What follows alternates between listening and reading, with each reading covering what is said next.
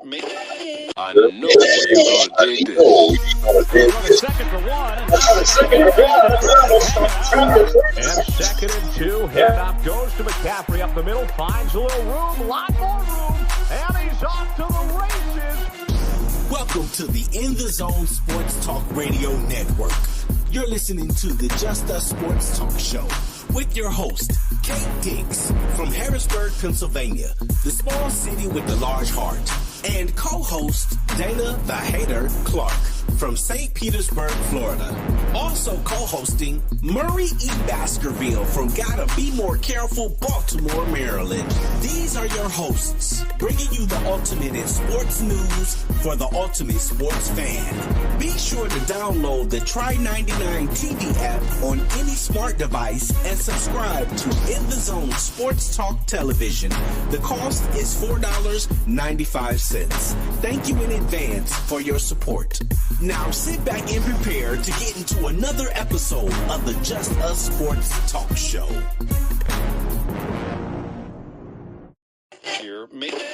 I know you're gonna dig this.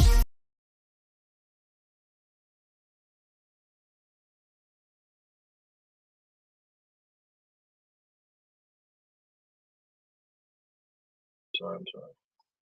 What's up, everybody? How y'all doing out there? I hope y'all guys have enjoyed your last regular season football game for the season of 2023. Hopefully your team's in.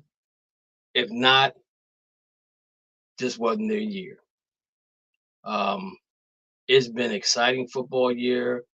17 games down to the wire, games that got you in or got you out, or you crossed your fingers like this. You had your lucky hat on backwards, or you did whatever you do for ritual to get your team in.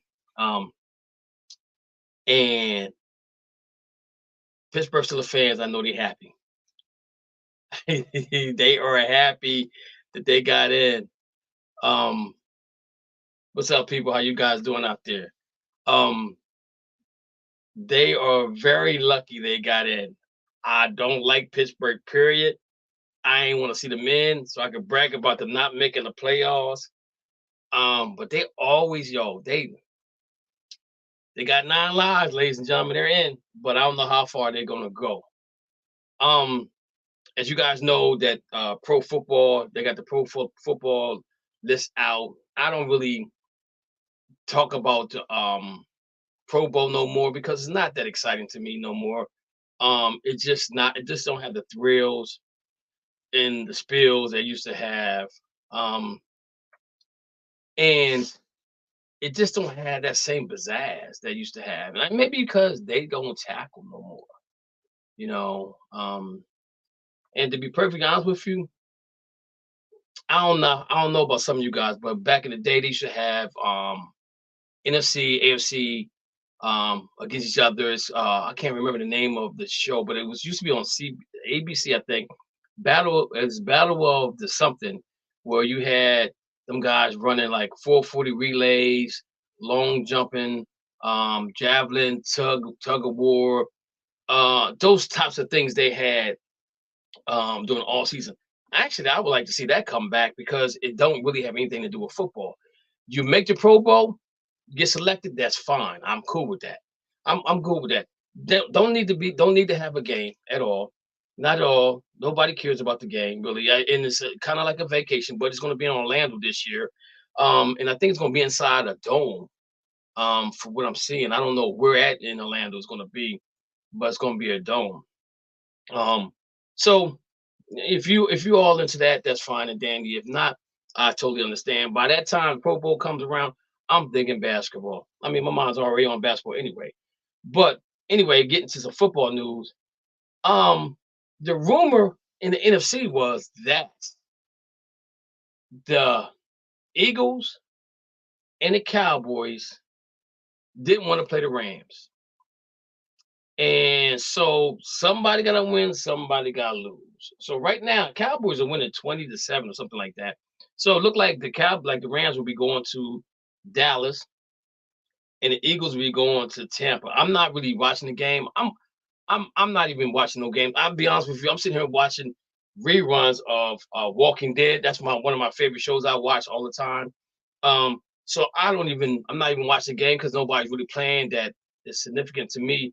Not that they're not significant to me, but it's not a win or lose type of situation now for the in the NFC. The AFC is pretty much locked, I think. If Buffalo wins, they win the division. If they lose, they go to Kansas City. And Miami will play Pittsburgh, go to Miami. Well, let's go. Let's do it like this. AFC, Baltimore has the number 1 seed. I think they learned from the last time that they set everybody down, but it's a different feel this year than the last time they was number 1 seed. Okay, so I think that they did the right thing by sitting everybody. Because it'll be 2 weeks maybe that they'll sit. That's fine, and Danny, it'll be all right. I think Baltimore will be all right. They need to rest. Defensive backs need to rest. You got Pittsburgh possibly going to Miami. If Miami beats Buffalo, that's what it's going to be. Or Buffalo, if Miami wins, Pittsburgh goes to Miami. Buffalo loses, they go to Kansas City, and the Browns were already locked for 5th against Houston. To me, I think that's going to be one of the most exciting games because the Browns played Houston before, but they played them with a backup quarterback. So this is going to make this game a little bit more interesting than it was the first time around. In the NFC, San Francisco has the number 1 seed. If everything goes the way it's going right now, you will have New Orleans going to Detroit, Los Angeles going to Dallas, and Philadelphia going to Tampa. Okay. I want to see my Rams beat the Cowboys, and I want to see them play Detroit. Only because the quarterbacks got traded for one to go to Super Bowl, another one didn't go. But Detroit is playing really good football right now, so it'd be golf against Stafford in Detroit. I would love to see that happen. You know what I'm saying? So hopefully that might happen. Maybe it might not.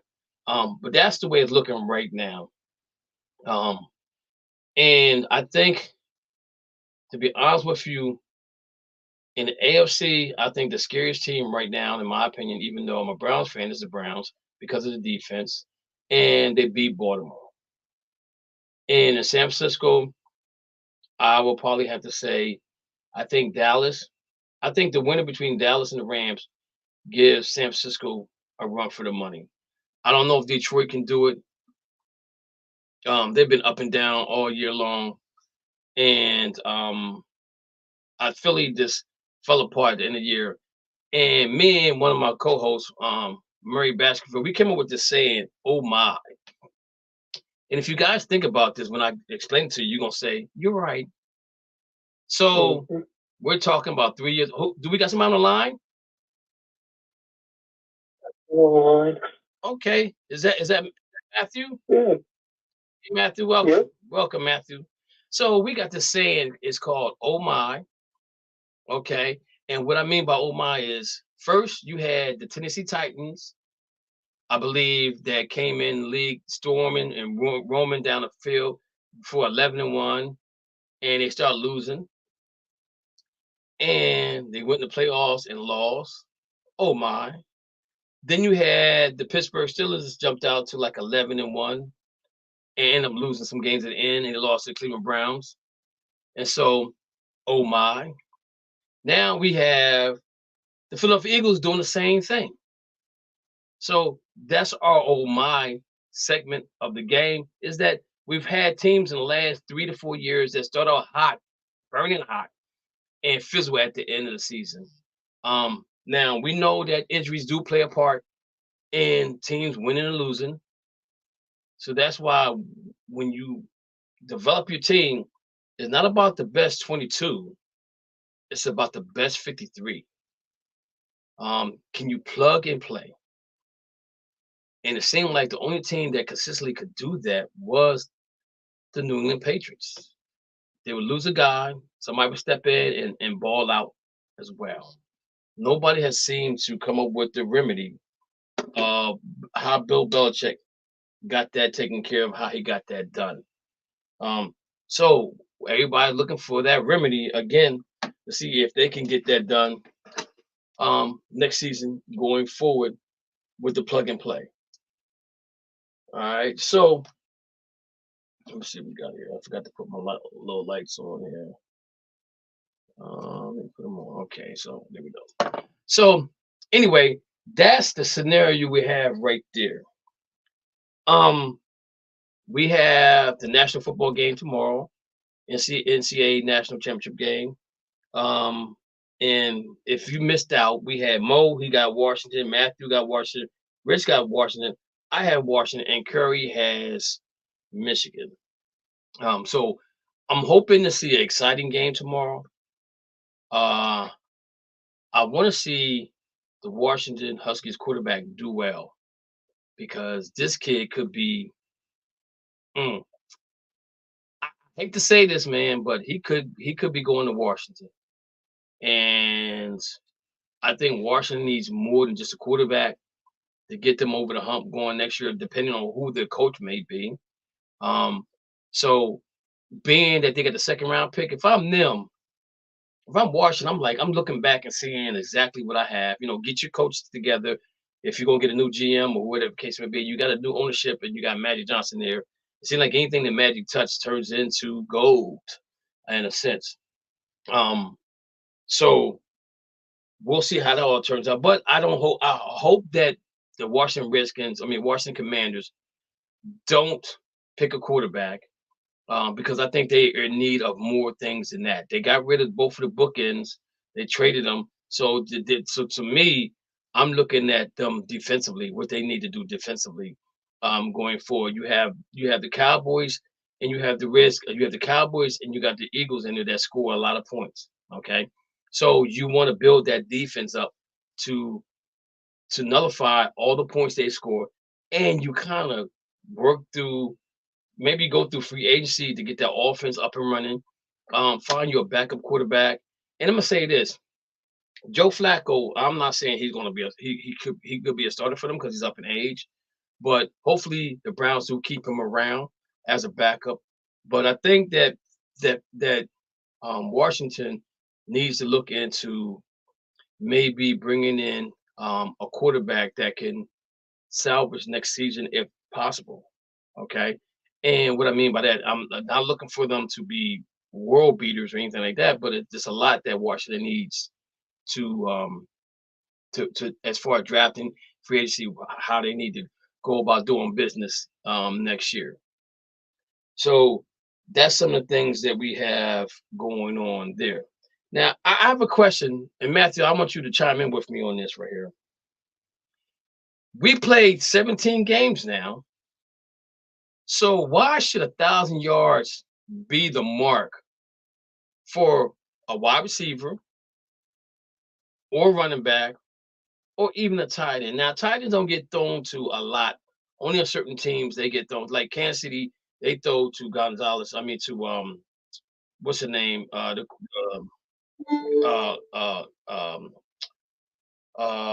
Give me his name. Kelsey. They throw to Kelsey a lot. Okay, he's one of the guys they throw the ball to a lot. Okay, so, but my question is this right here: why is at 17 games? Why should 1,000 yards be the mark? And we're just going to go off running backs right now. Now some people tell me, well, 1,000 yards should be a mark because you don't have running back by committee anymore. I get all of that, but 1,000, if you average right around 48 yards a game, okay, times 17, that takes you a little bit over 1,000 yards. So does it make you a Pro Bowler? Because you got over 1,000 yards? Does it make you all pro because you got over 1,000 yards? Jim Brown did it in 10 games. 10 games, got over 1,000 yards. Eric Dickerson did it in 12 games and got 2,000 yards or whatever it was. Might have been 14 games, maybe 12. I think it might have been 12 when he played. I'm not for sure, but he got over 2,000 yards. 14. With 14 games. Okay, so he got it in 14 games. Okay, but I don't think that I understand the running back by committee part of it now, but if you guys think about it, the only down you don't see your running back in is like third down. Third down, you bring somebody in that can be a blocker, that can be a runner, that can be a catcher, right? So you kind of put him on a different pedestal than you would the regular running back.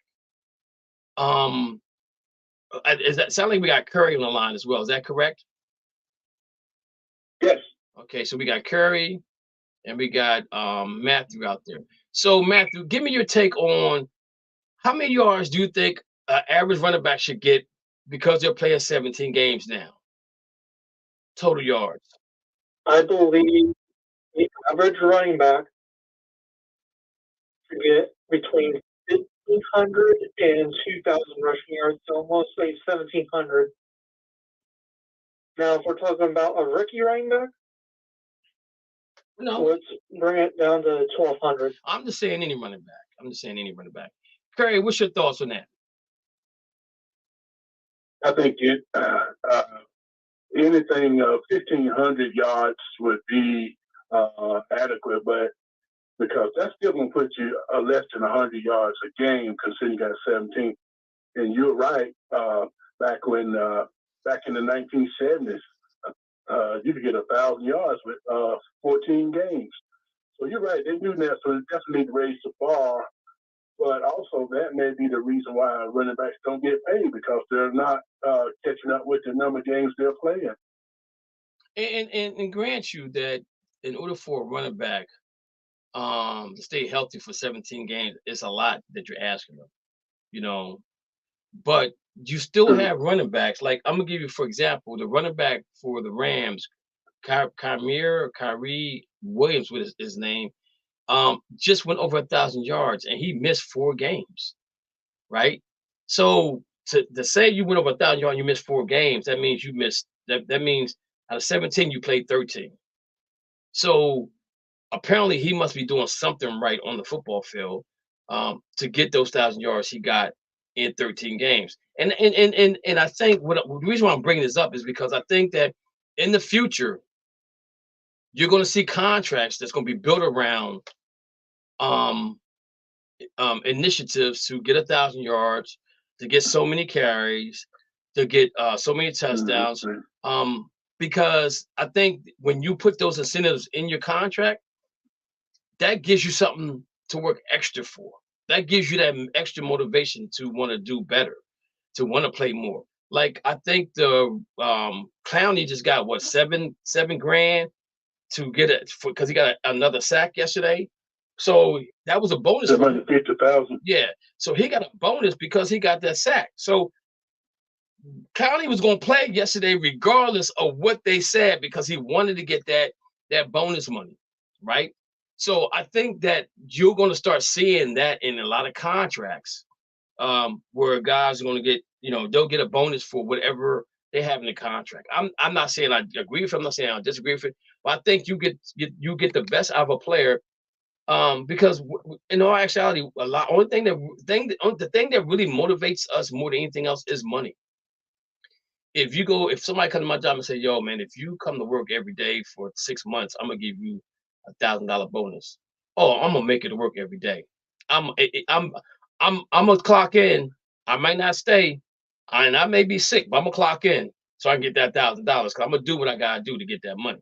So NFL, in the way there's always been like this before. It's just that now, you have games right this year at the end that really a lot of teams was not playing for anything, but you seen starters out there playing. Like you look at the Patriots in the Jets game, right?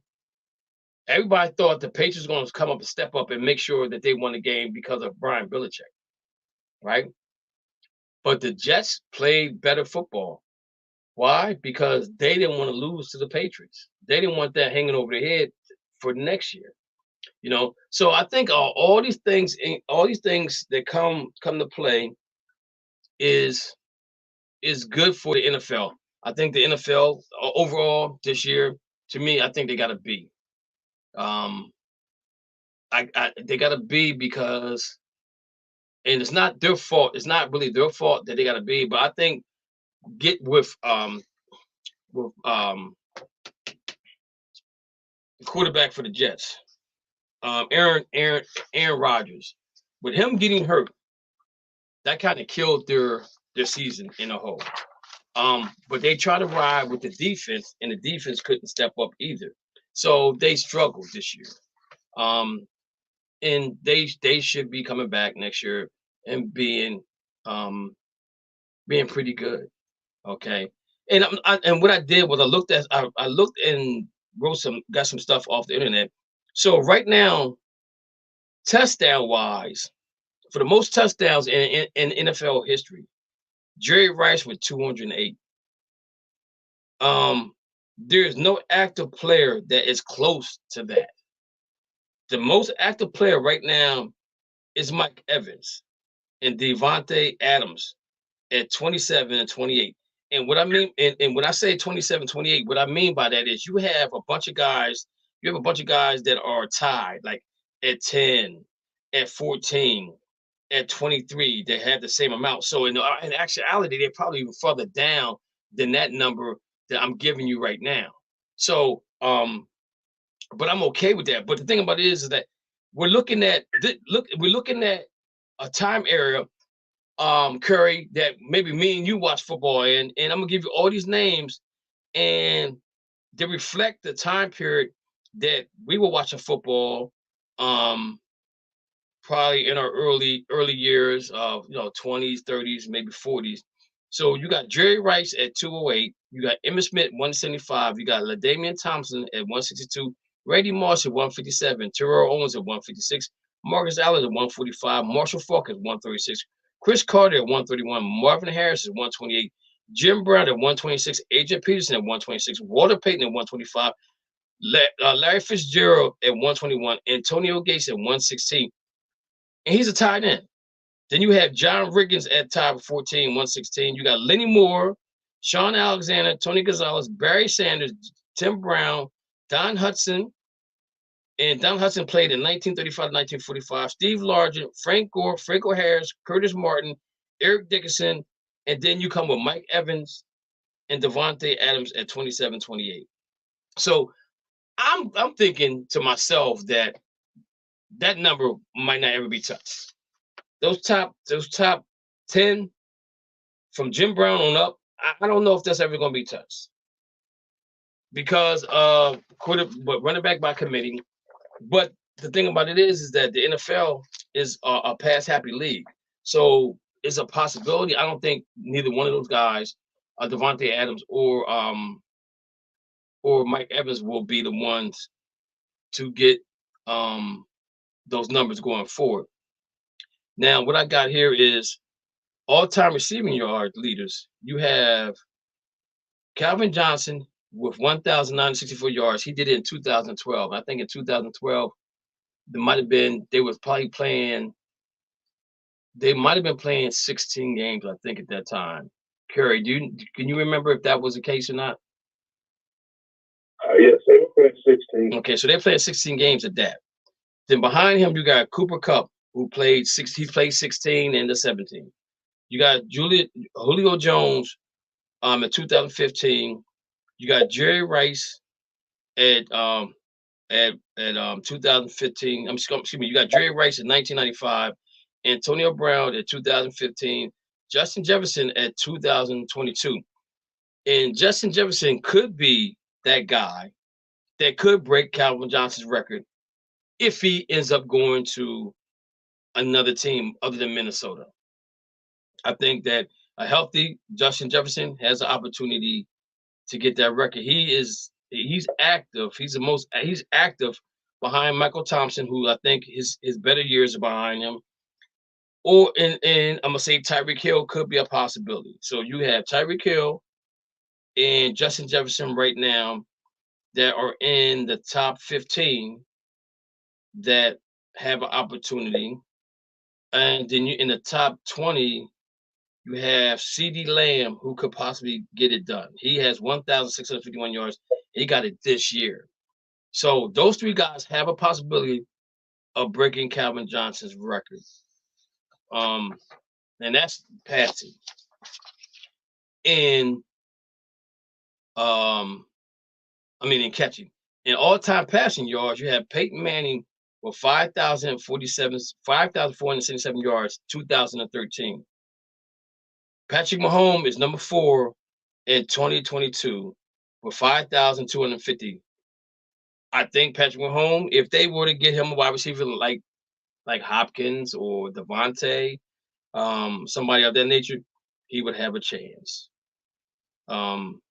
Everybody else that's in the believe it or not, everybody else that's in the top 10 is no longer playing football. You got Peyton Manning, Drew Brees, Tom Brady, Drew Brees a lot, Ben Roethlisberger, Jameson Winston is he's no longer playing. Then at 11, you got Patrick Mahomes. After that, you have Matt Stafford at 14, which I don't think he can do it again. And that's it. And that's it in the top 20. So there's no other active quarterback in the NFL other than Patrick Mahomes, that could probably get to that record of Peyton Manning. And we know that what he's missing is another wide receiver. So if he were to get that wide receiver, that's a possibility that could happen. This one right here, most rushing yards, I don't even know if I want to mess with this one, right? Because number 1, you have Eric Dickerson with 2,105 yards in 1984. Then you got Adrian Peterson in 2012 that had 2,000, and he missed it by 8 yards. For some reason I don't understand how he missed this by 8 yards, because they should have let him play in the game regardless. Jamal Lewis in 2003, he missed it by 90 some yards. Barry Sanders is 4th in 1997. And then you have Derrick Henry with 2,027 yards, and he did that in 2020. Everybody else underneath him is all the top. That's the top 10. And from 12 to 21 are all retired. 22, you had Jonathan Taylor. So let me ask you guys a question. Curry, do you believe that Henry's the only active one right now? And there's a possibility that Henry might have played his last game in Tennessee. Depending on where he ends up going, do you think that he has a possibility of maybe breaking that record? Or do you think he's too long in the tooth right now to even think about getting that record? Do I think that Derrick Henry will win that? Yes. You think break that record? Yeah. Yes. No, I don't think he can. I think he's too late into his career. And if he do land on another team, he's probably going to end on a team that's hopefully be a contender. And if they are a contender, they probably will be more of a pass-happy team. Mm-hmm. I don't think they, with Tennessee, they didn't really have a lot of good receivers. Right. So they used and abused that guy. Matthew, what's your thoughts? I believe he will be able to. With the way with how running backs are in this generation compared to 10 years ago. You could say 10 years ago, a running back can do so much and play for a long time now. Majority of running backs, you don't really see a lot of them make it to age 30 or up. Okay. So on the active roster between 1 and 30, Jonathan Taylor is the only one on the active roster right now that has 1,811 yards. He did that in 2021. We know that Jonathan Taylor is probably not going to go anywhere. And he's been on and off this year as well, as far as playing. Now, the other table I'm looking at is, I think this is the one with the most touchdowns, which is LaDainian Thompson. He has 31. Sean Alexander has 28. Priest Holmes had 27. Marshall Faulk had 26. Smith has 24. John Riggins has 24. Terrell Davis has 23. Randy Moss has 23. Jerry Rice has 23. O.J. Simpson has 23. Chuck Foreman has 22. Gale Sayers has 22. Emmitt Smith has 22. Terry Allen has 21. Jim Brown is at 21. And they're going by the years. So, in all actuality, I think the record with Damian Thomas is going to be safe. I don't see nobody touching that at all. As far as receptions is concerned, Michael Thomas has 149. He got that in 2019. Then you had Cooper Kupp coming back at 2021 at 145. Morrison Harrison had 143. Antonio Brown 136. Julio Jones 126. You had Justin Jefferson, Stephon Diggs, Michael Thomas, and Deontay Adams. They're all 17. They're 7, 8, 9, and 10, and they're all right around 128, 125. Then you come down to number 13, where you have CeeDee Lamb, you have Tyreek Hill, Zach Ertz, Christian McCaffrey, DeAndre Hopkins, Julio Jones. So you have, I think there's a possibility that Justin Jefferson can probably break the record of the receptions of catching 150 receptions in one game and one season. I think that can happen for him. I don't know, but I think CeeDee Lamb could do the same thing. I even think Tyreek Hill. I think that Julio Jones is pretty much done. Devontae Adams is done. Michael Thomas is done. And I don't think Cooper Kupp is going to be that guy either because of Puka that's there now. So they have to share their catches together. You guys think anything about that? Anybody did you think that could catch that? Michael Thompson 149. I think that probably, to me, I think that's probably one of the easiest records to to get caught. I think the hardest one is the rushing record. I think Eric Dixon will hold that for the longest time. Any questions about that, guys? I believe with that, it's possible for Jefferson to break it. Yes. But you got to find a team and a coaching staff that can believe, hey, we can prove to him he's got to catch it, but it's going to be short. Because with the reception, you're going to be a lot of receptions. The long passes are going to help. You don't have to do short pocket passes. And on the air, you got to stay healthy. Right. So so now that Black Monday is coming, Belichick is there. What they're saying, Belichick is out. There's conversation of him being traded to another team. There's a conversation of 3 coaches maybe it being traded to other teams. You had Vrabel, you have Belichick, and you have Tomlinson. Names have been brought up as being traded to other teams as coaches. Now you've had so we know that Carolina is probably going to have a new coach. Carolina's going to have a new coach. Commanders will have a new coach. Falcons will have a new coach for sure. We know those teams for sure. Let me look at the standings again and just see if I can find. There's some thoughts about the Jets coach as well. And I think that because he's a defensive coordinator, it might be they might be looking at an offensive coordinator, especially because of Aaron Rodgers being there and knowing that they're gonna lean on Aaron Rodgers to be the guy to carry that team forward. Do you guys think that Salah's job is safe, Curry? I do not. No, I don't think it's safe. I don't think it's safe. I don't think he's done enough to keep it. Okay. What do you think, Matthew?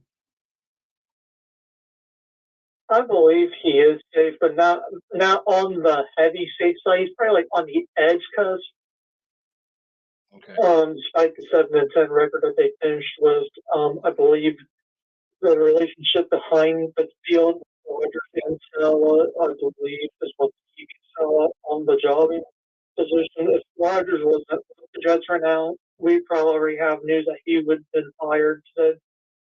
Okay. And I'm gonna bring up another team in a minute, and I'm gonna say this is why I think that he's on the hot seat. I think they're gonna have a conversation about some things with him. And I'm gonna say this: I think the reason why he's on the hot seat is because he's a defensive coordinator. Okay, and even though you had Aaron Rodgers as your quarterback, and you were supposed to have a defense that was going to be able to be 1 through 5 in rankings, you were never there. You might have been there the first 2 or 3 weeks of the season, but after that, you fell off. So even though you don't have your quarterback, if your defense still keeps you in the games, you still have an opportunity to win. And that's where I think the letdown came in. Even if you have injuries and whatever the case may be, you plug and play.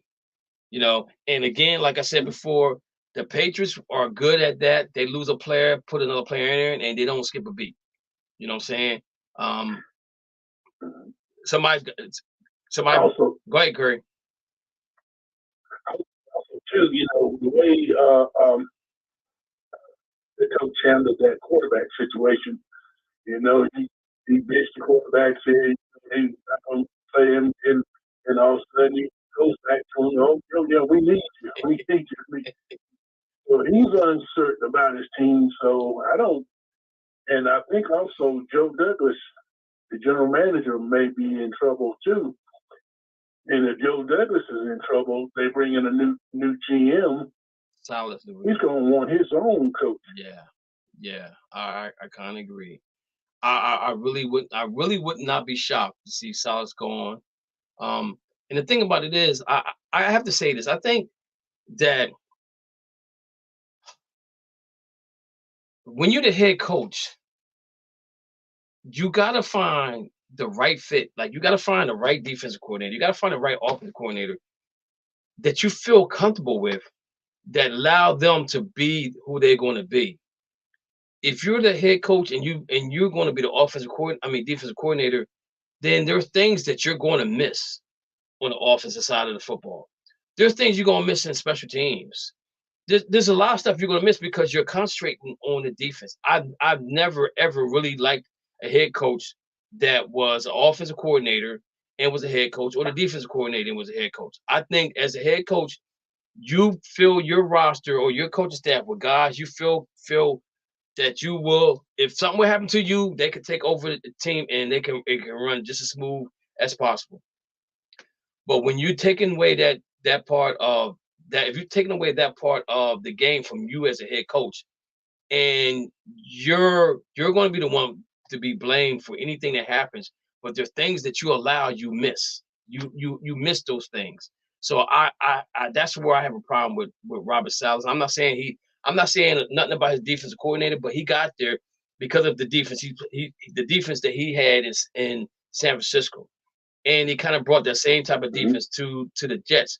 But as a head coach, if you don't hire a defensive coordinator that you feel comfortable with and let him do what he got to do, then your days they're going to be numbered. Like I'm gonna give you, for example, Sean McVay is a head coach for the Rams, but he calls the plays. And my thing is, as an offensive coordinator and you're the head coach, who tells you no not to run that play? You know what I'm saying? As you give offensive coordinator, that you tell the offensive coordinator, these are the plays that need to be ran. Okay. And if you feel like you don't want to run that play as a head coach, you can say, no, let's run something else. But as a head coach, who's telling you no? Nobody's telling you no. You know what I'm saying? So that's why I think offensive coordinator, defensive coordinators are invaluable when it comes to in the NFL. That's just my opinion. I'm saying everybody got to agree with it, but I'm just saying I think that they play a bigger role than a lot of people think they play, and I think they should play. But again, this is why I think that I would not be surprised if he's not there next year. Because the Jets don't have the money that they had last year that they have this year. So they got to go and free up some money, some kind of way to get a better offensive line, get some more offensive weapons for Aaron Rodgers because let's be honest with you, man. He tore his Achilles. And that's one of the hardest injuries to come back from, and especially when you have to plant on that foot that you tore the Achilles with. You gotta spend money on the offensive line, you know. And your right tackle and your left tackle, whoever's on your bench, they gotta be not the starter, but just as good as a starter on the left and the right side. If you plan on keeping Aaron Rodgers upright to get that ball out of his hands in time, you know, because even though Aaron Rodgers had one of the quickest releases there, you know, if you don't have an offensive line that allows him to do that, then you're gonna have problems. So I think that's where the Jets got to go. I would not be surprised if we see him not as a head coach for the Jets. I'm gonna say this about Jacksonville. I don't know what they would call in the day at the end of the game, but What was that? Peterson did a poor job of play calling at the end. You know, the two, and this is my thing. The two, it's second down, and what's the name? Ridley should have caught that pass. I don't care. That pass was right there for him to catch. Out the door for the pass. I don't know what he was thinking of. I don't know why he didn't do what he's supposed to do by catching that ball. He didn't do a good job of catching because Lawrence put it out there for him, so he should have caught it, right? But you come back and you do an incomplete pass and second down. So you got third, fourth down. So my thing is, I'm a run with the ball at some point in time in third and fourth because that way, at least that give me a little closer to get to the first down marker. You throw on all three downs, and I'm gonna say this, Curry. I don't know if you watched it. Matthew. I don't know if you watched, but Lawrence didn't look 100% healthy on those two passes he threw to that left side of the football field. He did not look comfortable at all. I'm gonna say that I think that he still is. I still think he's still injured. He played to try to get them in the playoffs.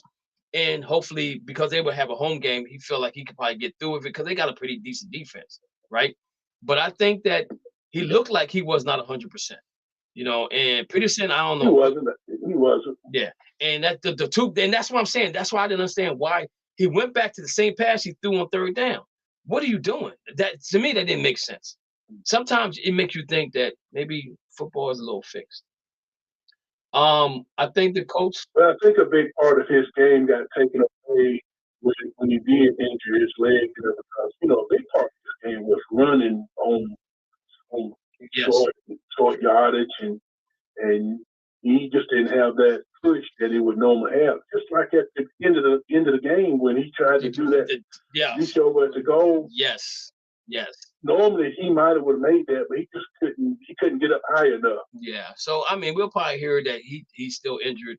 But again, I think Peterson, if your quarterback's injured, then you put the ball in somebody else's hands. As simple as that. I'm not saying it's a quarterback, but you put it in the play. You put it in your playmaker. I'm gonna say this: big time players make big time plays in big time games. So whoever your big time player is, that's who you would get that ball to. And if your quarterback is hurt, then you find somebody else that you can put that ball in the hands to. That's just my personal opinion. The coach, I think the coach is safe. I think the coach is going to be a team that we're going to have to reckon with next year. Tennessee Titans, they got some situations that need to be taken care of. They got Hopkins, who's probably not coming back. They're thinking that he's coming back because of Levis. I don't know because they're not. If Henry's not coming back, and you don't have Henry there, then you have Hopkins there. But who are you going to have in the backfield? Who are you going to draft that can say we got to put 9 men in the box, or we got to put 8 men in the box and stop the run? I don't know who they're going to be. What's that guy's name? Spears that played today. He looked pretty good. The running back for Tennessee. Spears. Yeah, Spears. But he's been injured a lot too. So I don't know if that's going to be the guy they're going to lean on going forward. So Hopkins is probably out of there. I wouldn't be surprised if Dick Henry would be gone too. And I don't know if they want to. I guess they could franchise Henry if they wanted to, right? But the question is he franchise worthy? Well, I think the reason they're not going to bring him back because they don't want to pay him the money. And if you franchise him, that means you got to pay him top 5 running back pay. Well, the thing about it is, what you can do is come back. You can come back to him. And I'm gonna say this now. I'm looking at. I pulled this up. I'm looking at the cap room. So they have money to pay him. They have over $79 million in cap space. So they have money to pay him. They have enough money to pay him. That if they franchise him, they have enough to pay him at that top dollar, which is 11. I think it's like 11 million for 1 year, or something like that. And Will Levis is definitely the quarterback going forward. Even though I think him and Hopkins had some kind of chemistry going on, I don't know if Hopkins wants to stay there because I think Hopkins wants to go to a team where he has opportunity to play some meaningful football in December, which he didn't do in Tennessee. I think you're going to see a whole different team in Tennessee. I think Vrabel is one of the coaches that's going to be traded. And talking to Curry, we had a conversation. He showed me some information that Vrabel is a coach that could be going to New England Patriots. But also I heard too that the Pittsburgh Steelers possibly could be looking at him as the next head coach if they were to trade Tomlin. So that his name's been thrown around a couple of times as well. So Tennessee looks to be okay. It looks like it's going to be a different team. Kansas City is who they are. Denver, from what I'm hearing, that they might want to keep the quarterback, but why go through what you went through if you're going to keep him? I'm confused. And I know that from what I'm reading also that Peyton has like the general manager of the team. And so there's a possibility that the GM they have right now could be going because they're not on the same sheet of music. So let's see where that goes with Denver as far as their what they're gonna look like in 2024. So, but again, if you get rid of Russell Wilson, who do you bring in there right now? Who do you bring in to Denver if Denver has a pretty good defense? Okay, who do you bring in other than him that's gonna right the ship for them at the quarterback spot? You know, I don't see nobody else out there right now, veteran out there that that could do better than Russell Wilson can. Do you guys know anybody else out there, veteran wise, that can go to Denver and help out more than Russell? If I'm Denver right now, this might be a little bit risky, but they can get some free agency and with the line and some backup talent receivers. I would make a trip to Cincinnati, Jake Browning, because the way he's playing. Okay. That could be potential. Okay, I think that sounds good. Curry, you got anybody that you can think of? Yeah, I think Brandon will make a good move for him, but I was just thinking that he might try to lure a guy named Jason Hill out of from the Saints that he used to have as his quarterback. Oh, yeah. Jason Hill or whatever his name is. Yeah. He kind of fits his scheme. Right. I'm trying to look and see what Denver is money-wise on the sheet. I see everybody. I see Detroit.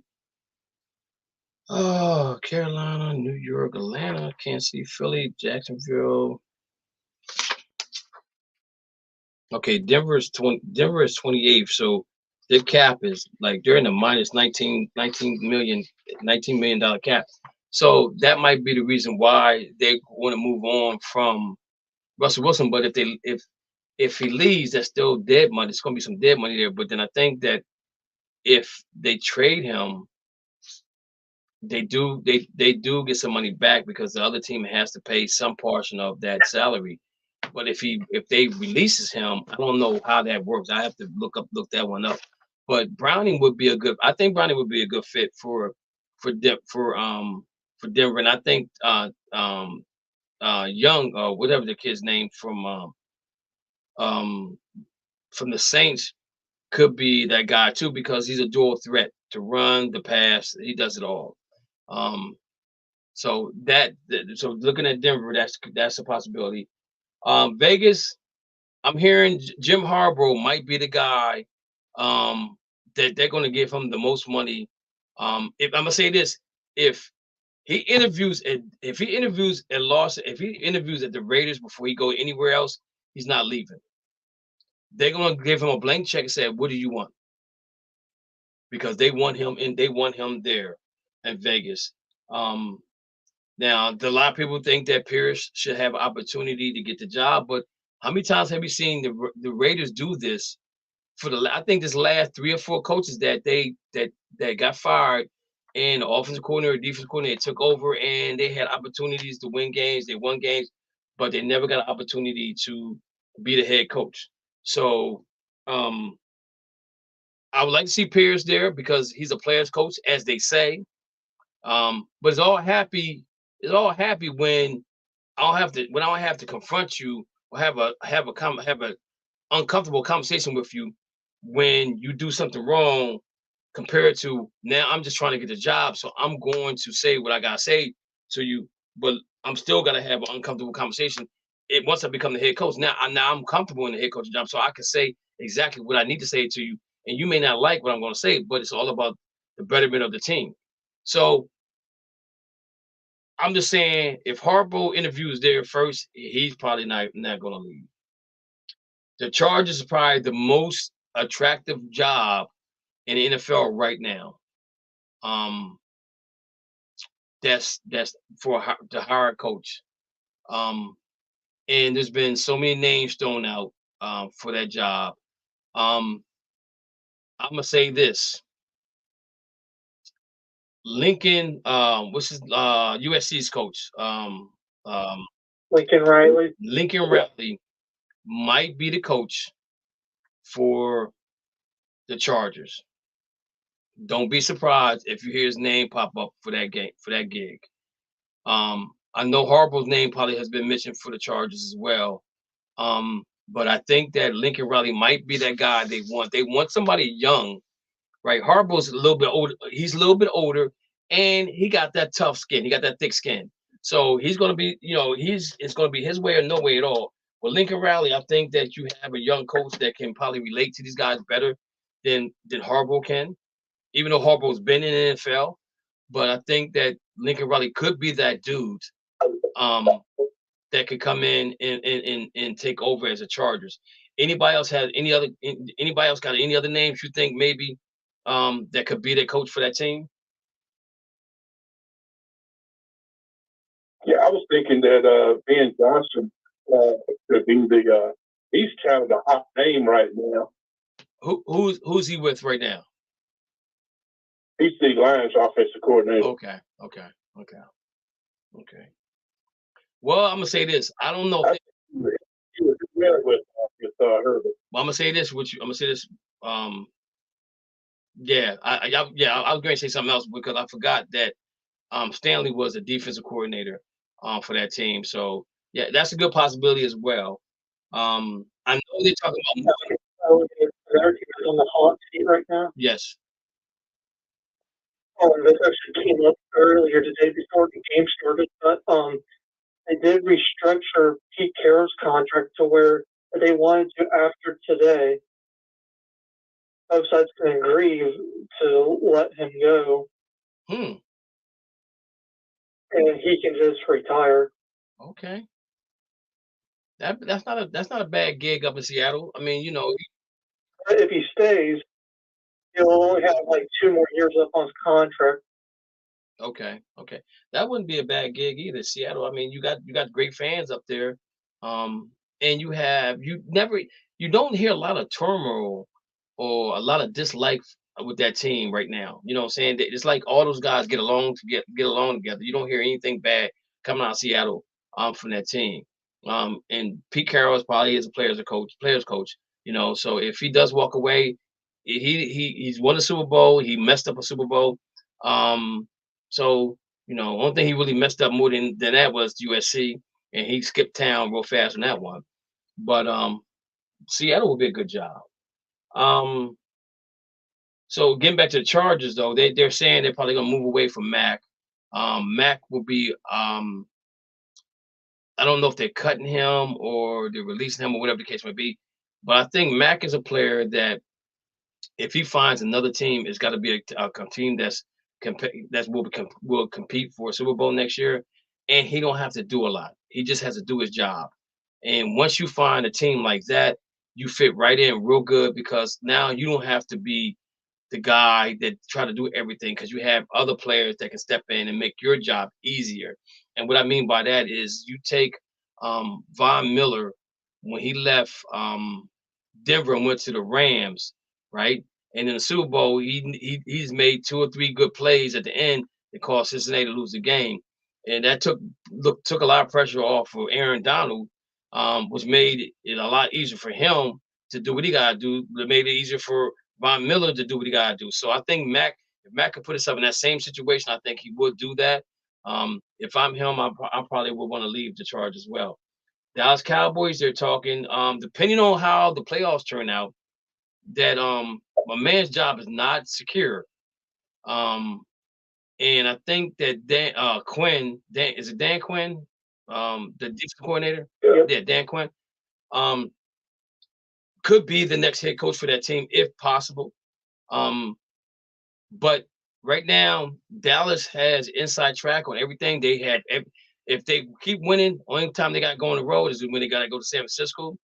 But if they were to lose to the Rams, who they kind of smacked in the face at the beginning of the year, and McCarthy, I think it might, that might be looking another direction for him.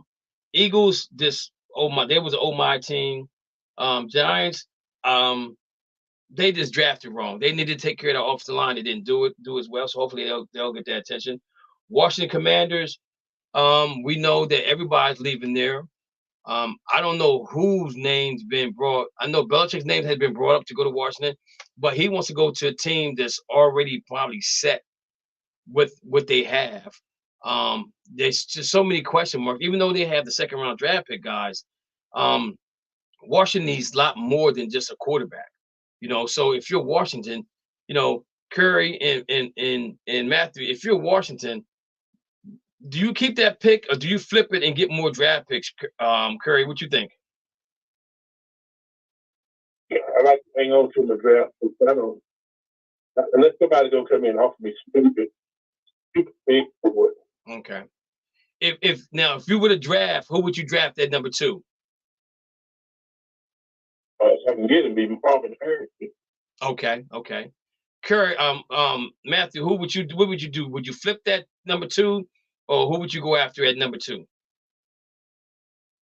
I would flip it just because there's a lot on the city draft class. I believe you get the right people at the team to make it chemistry better at some point down the road.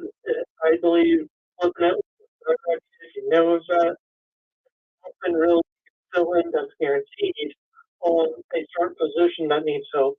Okay, so who do you think would be a good fit for the coach for the Washington Commanders? Well, I would look at possibly, believe it or not, Brian Flores.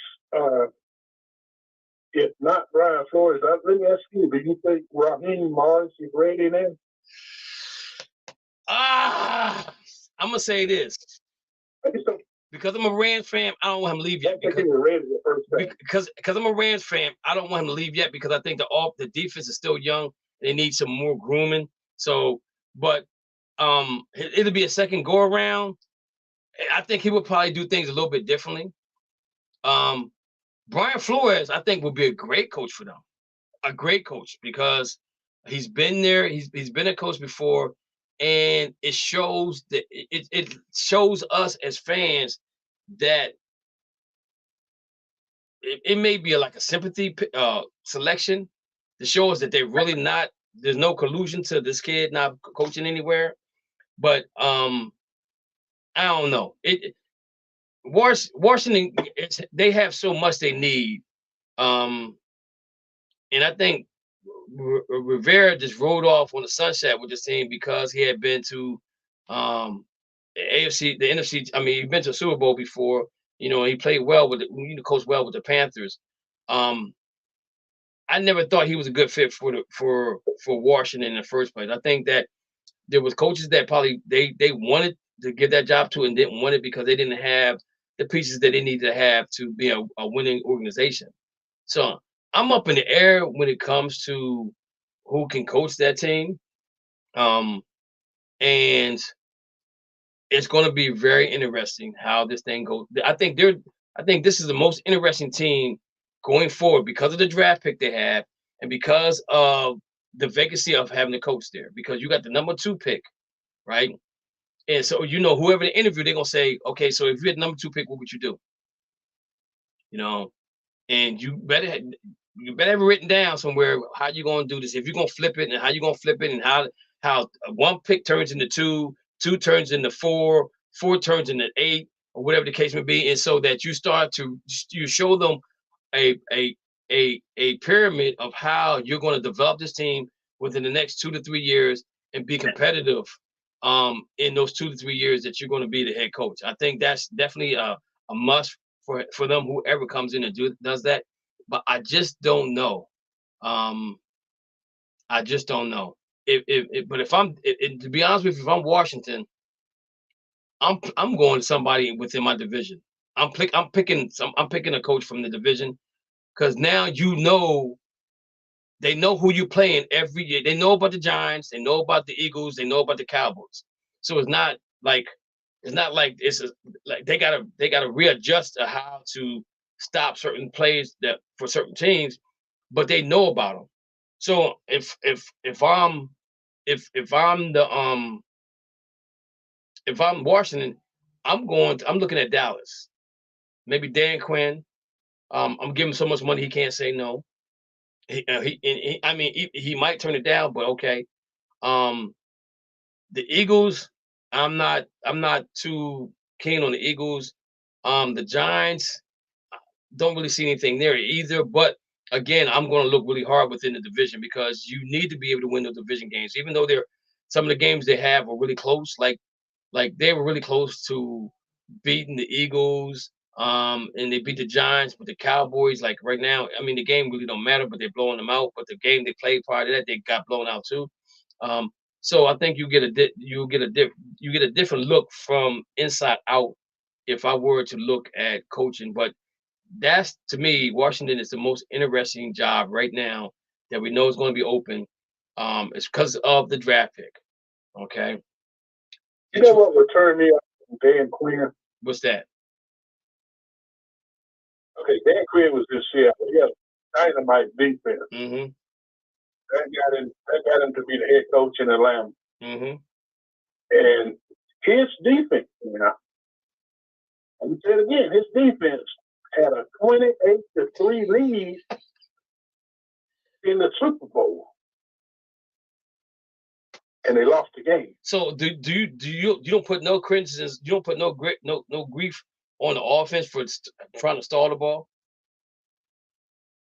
No, he didn't stop him in the second half. Okay. They in the first half. That's what they were leading good, that was his defense.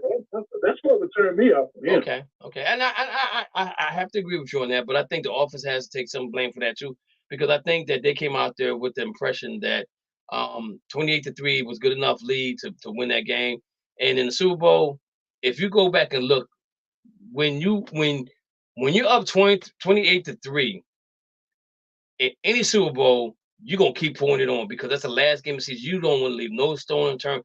You want to demoralize that team as much as you possibly can. And I think Falcons came out the second half and felt like the game was already won, and it wasn't. So I get your point about Dan Quinn, but again, I think that the second time around, you do a lot of things differently. Detroit's safe, Green Bay safe. Chicago. So they're saying that they want to keep the coach there.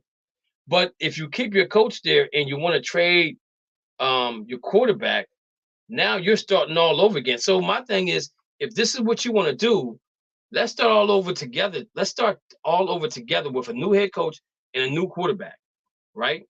Not that the coach is doing bad, not that Justin Fields is doing bad at all. I think Justin Fields did a wonderful job this year, in spite of but they're saying Eberflus' job is safe. But if you're going to move your quarterback, and the thing about it is they got the number one pick, so they can flip that thing around. You know what I'm saying? So I kind of understand their point, and I'm gonna say this: I think they do. I think they do trade him. I think he goes to Atlanta, and and when we get to Atlanta, I'm gonna tell you who I think going to end up being the head coach for the Atlanta Falcons. Okay, but I think that Minnesota is okay. They just have to figure out who the next quarterback is going to be. Okay. Because I think they might move away from Kirk Cousins. Okay. Tampa Bay made the playoffs, so you got to give them credit. They won the division. You got to give my man credit. I don't know if he's going to go away or not, because what do you really have there? The division itself is not that strong. So I think he gets to stay. I think Allen is probably on the hot seat for the Saints. Carolina is open for discussion for another coach. The Falcons definitely are moving on from their coach. Go ahead, Curry. The Carolina Panthers, they're not just open. They got to have a coach. They already fired their coach. You said they already found their coach? Already fired him. Frank Wright. Yeah. So they're open right now. They're open right now for a new coach as well. So the Atlanta Falcons is the most intriguing team right now in that division, I believe. I believe that Justin Fields will be traded to Atlanta Falcons. I think that Eric Bieniemy will get the job in Atlanta, and they're going to roll with that.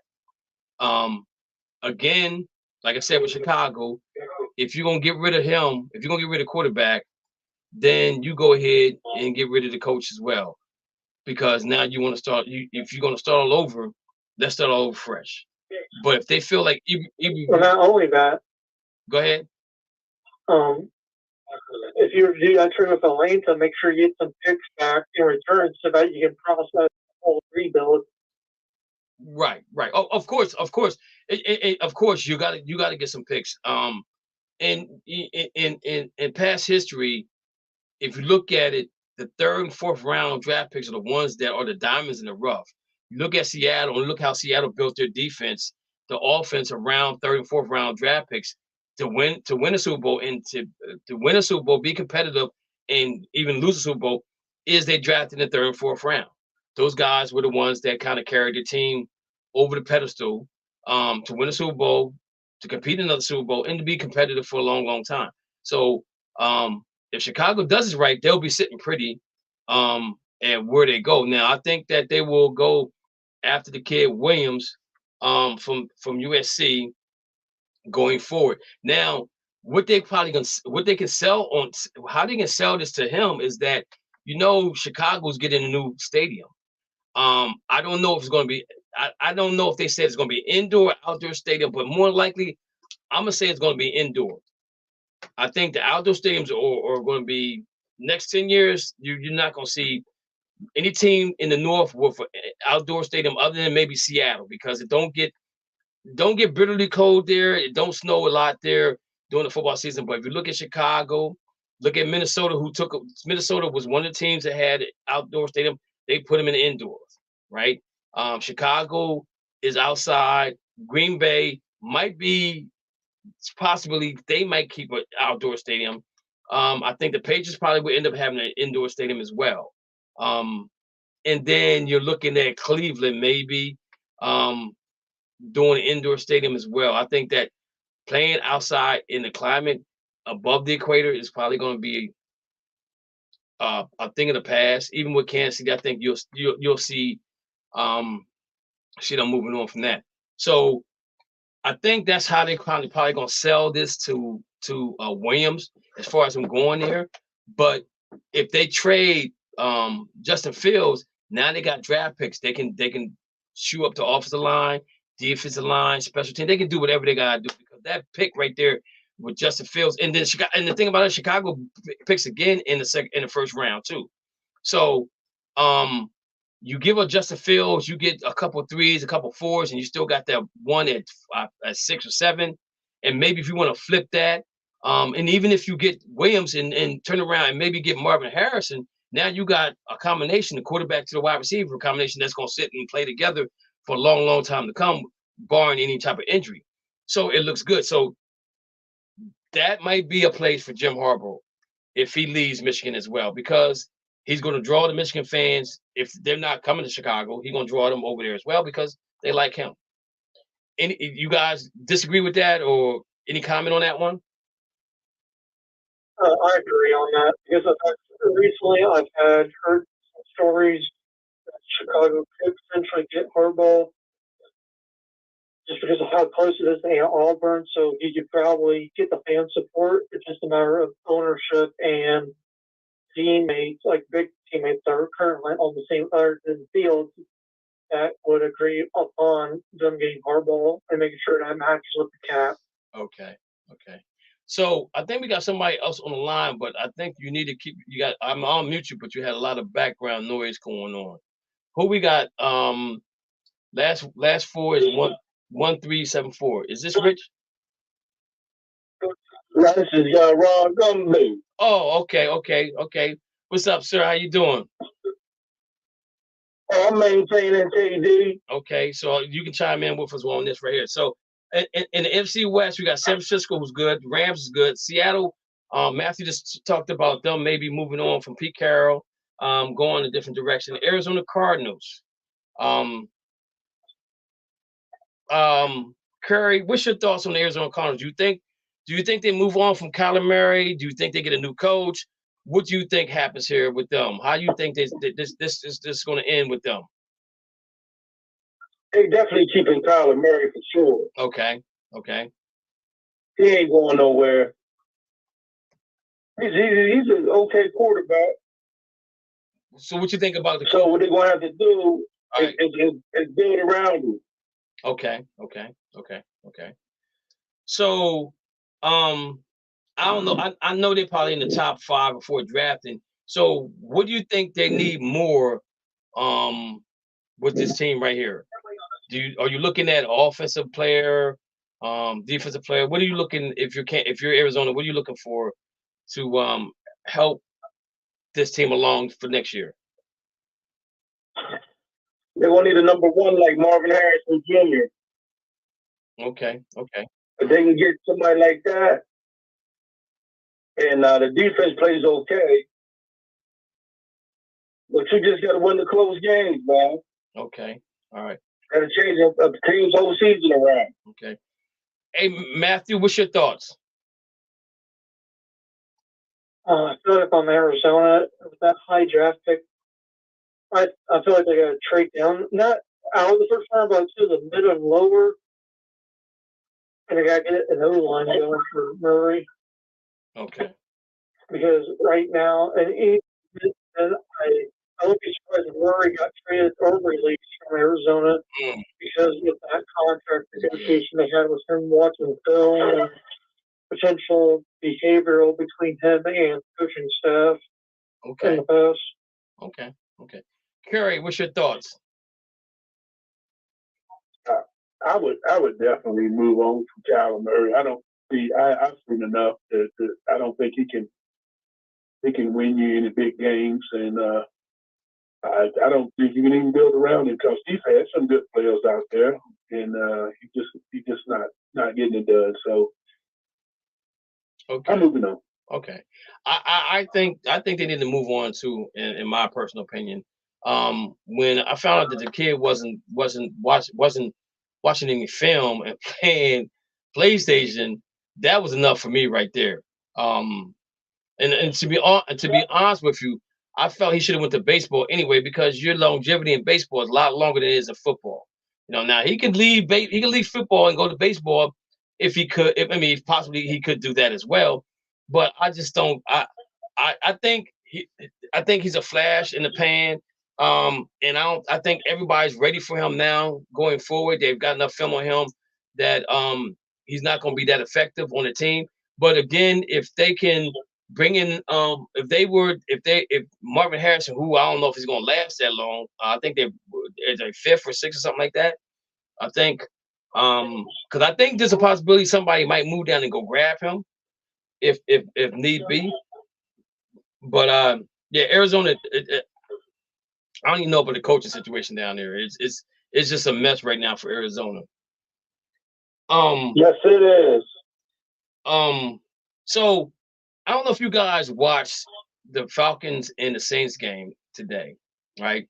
And I need you guys to really give me your take on this, because I'm gonna come back with something else once I get your take on this.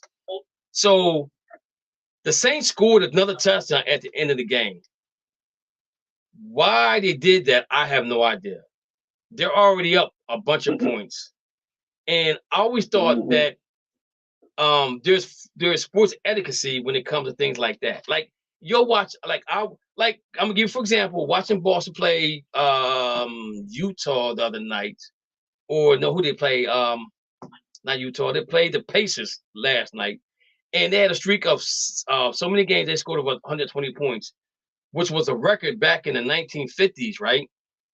Which is amazing because in the 1950s, they didn't have no three-point line. So they were scoring some points back there, right? But the thing about it is that they could have broke the record, and the coach like, no, don't shoot the ball, right?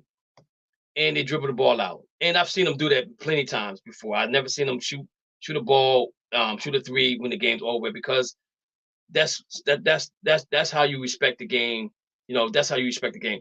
But Arthur Smith and Dennis Allen, Dennis Allen went to go shake his hand, and they had it mic'd up. And I don't know if you guys heard it, but he said that's effed up. That's effed up that you did what you did. Yeah. And they kept talking about something. He said, but it's effed up. You know, so but the announcer says, I don't care what the hell he say. You this is professional football. You stop me.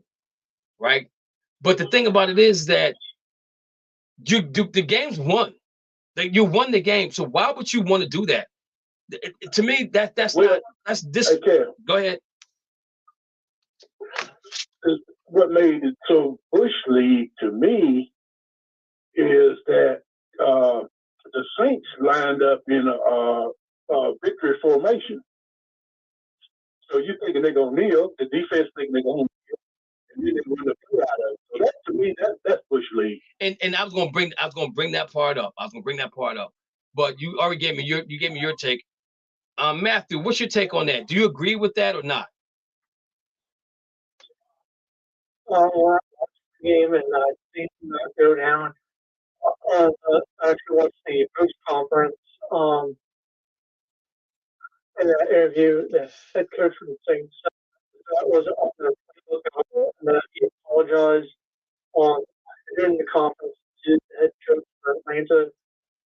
At the same time, I kind of get it why they did it, even though it wasn't in the playbook, because of rivalry as they're in the same division inside the conference. But at the same time, I get it, you're in the lead and you just got to take the knee and the game's got to be over. Yeah. And Mr. Gumby, what's your thoughts on that? If you got a chance to see that or not. Well, Mr. Dixon, sir, I think that the Honey Badger, when he intercepted the ball, I think he didn't want to score. Right. I think he let him tackle. And coach did that, I don't even know, man. That wasn't cool, man. The game was over. All you had to do is nail on it. Or even if you ran 4 plays, they're not going to come back. The game's over. Right. And so when the announcer said, they were up 41-17. Yeah, and when the announcer said what he said, it kind of pissed me off, because I don't know who the announcer is, but you probably he's probably an athlete. He's thinking like an athlete would think. But as a head coach, it's a respect thing there. You know what I'm saying? It's a total respect thing, because now when they play each other next year, no matter who the coach is, whoever the coach is for the Saints, which I mean, for Falcons, which I think is going to be Eric Bieniemy. And also, let me add on to this right here. I think that Chicago trades Justin Fields to the Falcons. Eric Bieniemy becomes the head coach, and I think the Atlanta Falcons go out and get Derrick Henry. That's just my thought right there. He gets to play 8 games indoors. He gets to play the Saints indoors. He gets Carolina's good weather, Tampa Bay's good weather. So he got a whole division where he's got good weather going on, and you got some other teams outside the division got played, depending on where the weather is, wherever. But he's in a good he's playing indoors. I think that's a good thing for him. But again, I didn't like the play at all. I think it was Bush League for real. And so let me give you example. Let me tell you what happened to me this week. So we had my JV girls had a basketball game on Friday, right? And I have 2 young ladies that dress varsity and start varsity, but they play JVs. So we were winning the game 19-17, I think it was, and then the coach pulled them to get dressed for the varsity game. So that left me with 5 girls, okay? And out of the 5 girls, I have 2 girls that are point guards that don't handle the ball very well, okay? So we're trying to get the ball up the court. So one of the girls fouled out, so that leaves me with 4 girls. The coach kept pressing me with 4 girls. And I'm sitting there saying to myself, now they're up by 10 points at this point in time because I couldn't get the ball up the court, right? I'm saying to myself, what is she doing? Why is she still pressing us? So in the process of her pressing us, one of the other girls on the team twists her ankle really bad. She's supposed to let me know how she's doing. I gave her my number. I said, call, let me know how you're doing. Let me know, how serious your ankle is, but she hasn't gotten in contact with me yet. So probably I'll find out Monday how it went. But I go to the AD who I coached basketball with before he went over to the AD. I said to him, I said, look, man, I said, I don't like what your JV coach did. He said, well, I said, man, I have 4 players. I said, she pressed us almost a whole 4th quarter. I said, and I don't have a point guard that can get the ball up the court. I said, I don't understand. So finally, I guess somebody said something to her, and she's still press off, but it was too late then because one of our girls got hurt. Okay. And our girls were a little frustrated with it. And I said to them, I said, after the one girl got hurt, I said, that's left me with 3 girls. I said, yo, we're done. We're not playing no more. Right. But it's just the fact that I would never have done that. With 4 players on the floor, I'm not pressing you. I'm telling my team to get back on defense, play defense, don't foul, let them shoot, because the game, they'd already won the game, right? And so those types of things people do remember, right? And in the back of my mind, I'm going to remember that next time we see them. And hopefully, my girls will be healthier and they'll be prepared. But I gave them a tongue lashing in the locker room. I'm like, yo, you're mad. You're crying because you fouled out, which I'm okay with that because that means you're playing good defense. But at the same token, though, take it to heart. Let this thing sting. I said, remember this. Let this day, remember this day right now. And when you play them again, remember what they did to you. So Atlanta Falcons going to remember what the Saints did to them today. Trust and believe me. And if they have an opportunity, they're going to put it on them. And you can't be mad at them because you did it to them. If you don't want it done to you, don't do it to nobody else. That's just the way I look at it. And if I'm the coach of the JV team, I'm not pressing no 4 girls. I'm not pressing them at all. I'm gonna put my team back in the zone, and I'm gonna tell them, let's play zone defense and contest some shots. You know what I'm saying? Don't give in, but don't go all at them. You know what I'm saying? Because you're gonna win the game. I've never seen 4 beat 5 ever. You know what I'm saying? Because in all actuality, if the game was close with 4 girls, I would have had one of my girls on defense. On the defense side, go down to the offense side where we're at, and I have her throw the ball, she can score. So that's what I would do. If I was in that situation, if the game's close. But again, it's all about it's all about sportsman etiquette. And when you don't take that into consideration, trust me, it's gonna come back on you at some point in time in your career. and you're gonna ask yourself, why did this happen to me?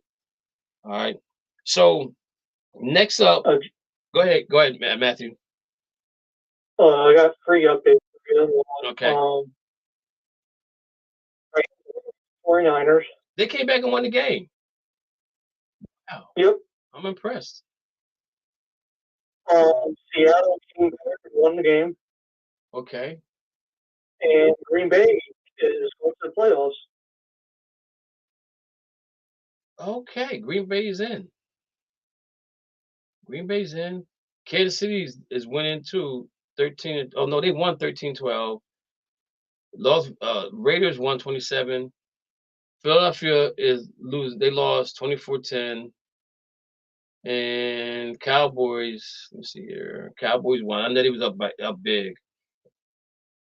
So the Rams went for 2 in the fourth quarter and got it. Okay, Rams. I gotta go back and watch the game then.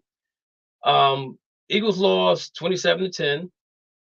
Seattle came back and won 20-20. Chiefs won 13-12.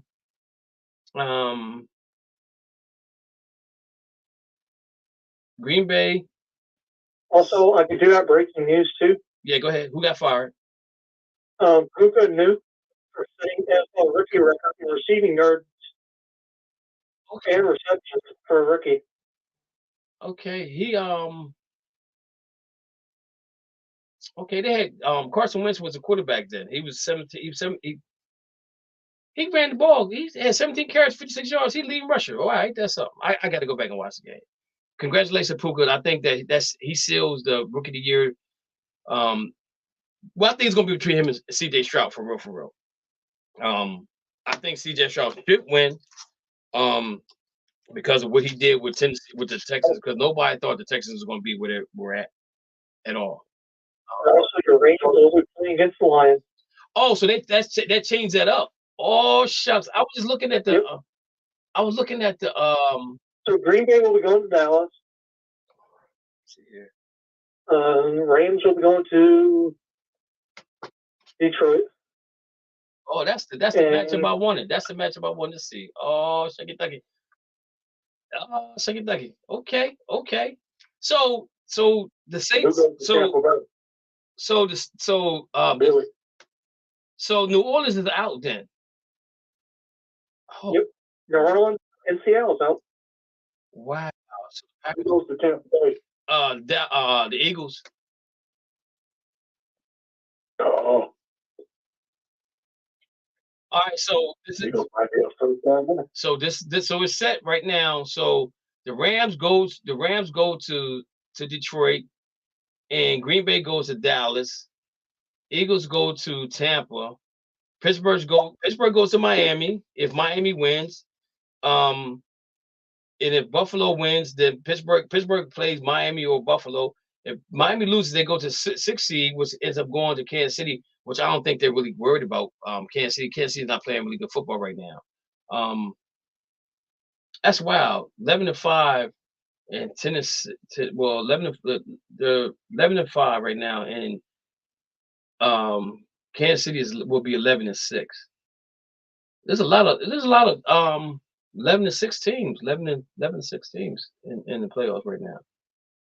Even though my prediction didn't go through, where I predicted that the AFC North would have everybody in the playoffs. Cincinnati did end up with a winning record, so I'm okay with that. My prediction. Now, go ahead, man. The AFC North has set a new NFL record today. Yes, they did. Last time a whole division got a winning record was in 1935. Wow. But my prediction at the beginning of the year was, I said that everybody in the AFC North would make the playoffs, and if Joe Burrows don't get hurt, I think that they're in. I really do believe they would be in. They would definitely be a 10-7 team going forward. But it is what it is, guys. It is what it is. So we got the playoffs ready to go.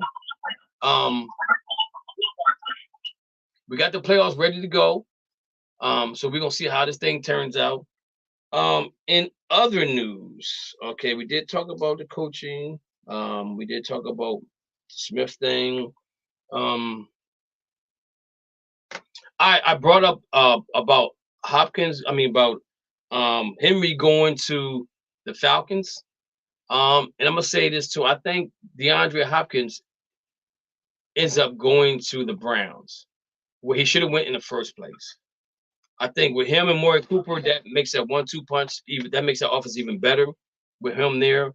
I think that regardless of where the Browns end up going, I think that would be a better fit for him because I don't know if he can be a true number one anymore. But if you got them two on the same team together, it's gonna be hard to cover both of those guys. Long as we get a decent Deshaun Watson coming back from last year. So we went over that. What we got? We got about half an hour left. Okay, coaching.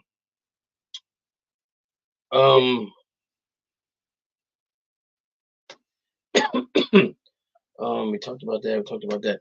So I'm gonna ask you guys a question. If you had 3 professional athletes that you can hang out with, who would they be?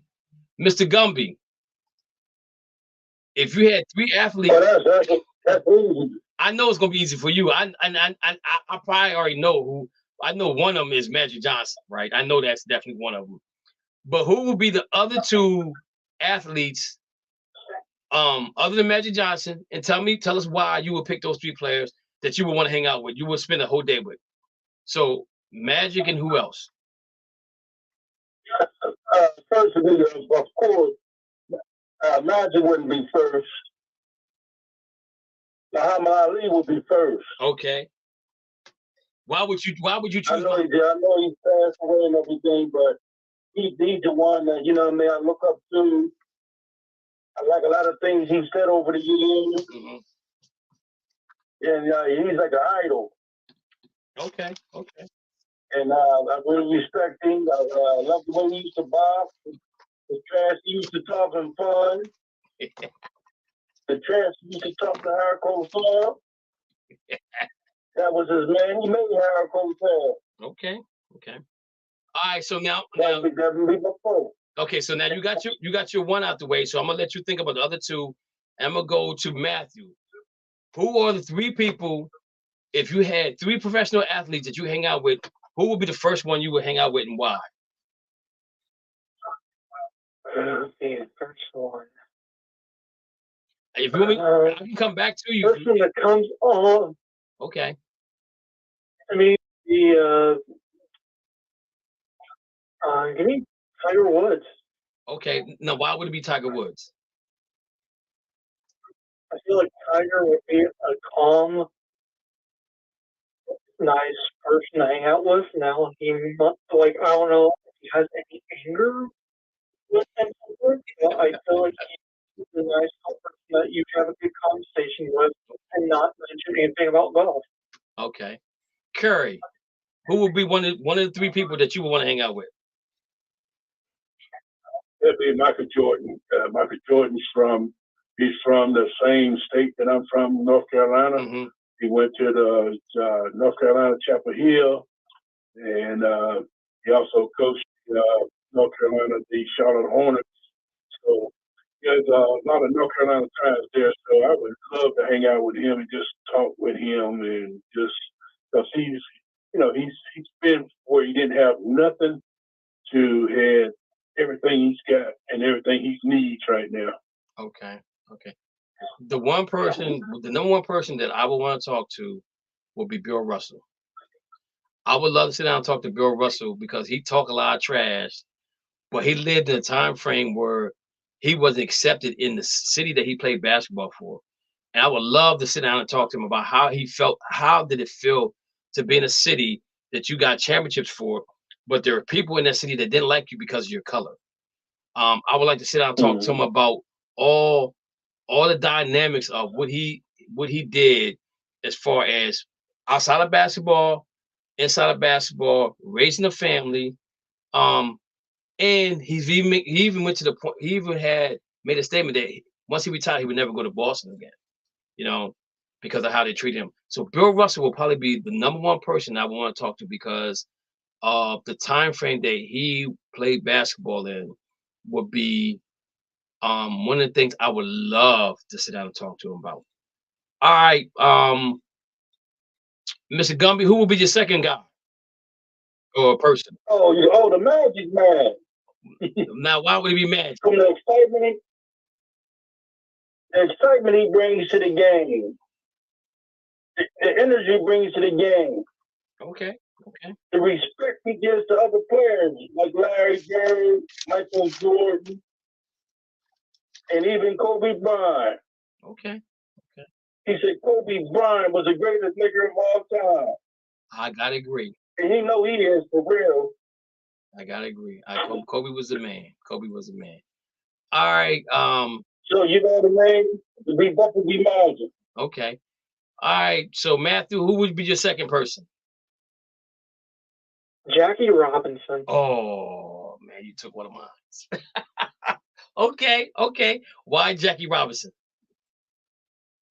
I feel like if I were in a room with him, I'd want to talk to him and like ask him like how were the struggles and how did you get out of the struggles of what was going on the field and out of the field? Because you gotta think, a lot of people say, "Oh, it's probably easy for him." No, it was not, because he had to gain so much respect from everyone on the field and off the field. Exactly. And a lot of people, not just in the country but around the world, to gain his respect because he worked his butt off on the field with stats and off the field with showing how respectful he is. Okay. Kerry, who you got second? My next one would be Mr. October, Reggie Jackson. that man had ice water in his veins. I mean, if you needed a big hit in a big game, the lights was on, he turned them off for you. Okay. So my second person would be Red Auerbach. Because Red Auerbach was the reason why Boston drafted Bill Russell, right? If you guys don't know the story, is the owner that had the ice capades was the owner of, I want to say, the New York Knickerbockers. And so they traded that pick to the Celtics, and Mr. Brown, who owned the Celtics at the time, said, I will make sure that the ice capades is sold out every year they come through if you give me this draft pick, right? So Red Auerbach has something to do with that. Red Auerbach has something to do with drafting JoJo White, who's my favorite basketball player of all time, with the Boston Celtics, because he was about to go. He was going into the military. He didn't want to play professional basketball. He wanted to go into the military. All right. So Red Auerbach went to him and said, "Look, if you want to be in the military, that bad going to reserves." That's why nobody drafted him, because he told me he's going to the military.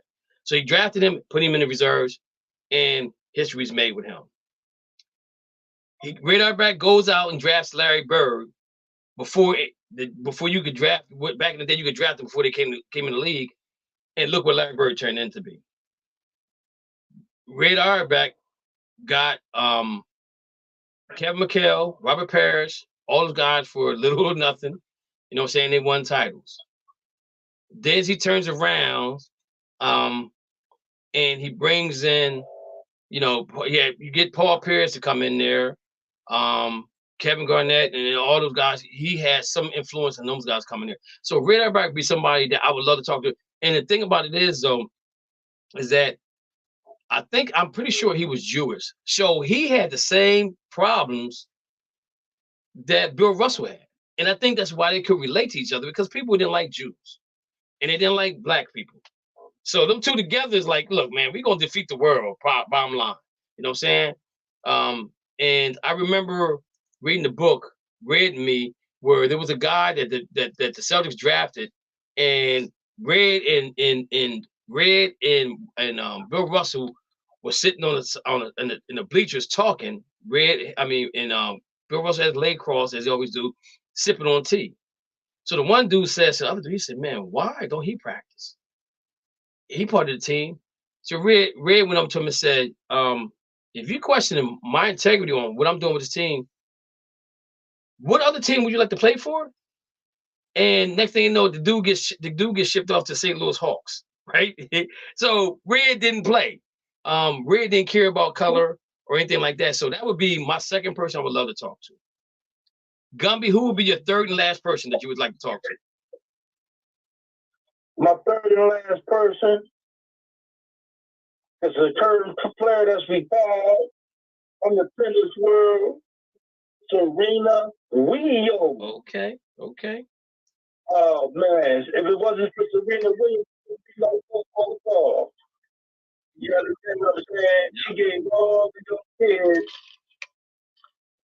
around the neighborhood hope. In the tour, she had to fight. She was against all odds. And her and her sisters, they survived. They make me proud, man. Okay. Outstanding. Now she's considered the greatest female tennis player And she got a little in history. And she got a little stock in the Miami Dolphins. Curry, who will be your third and last?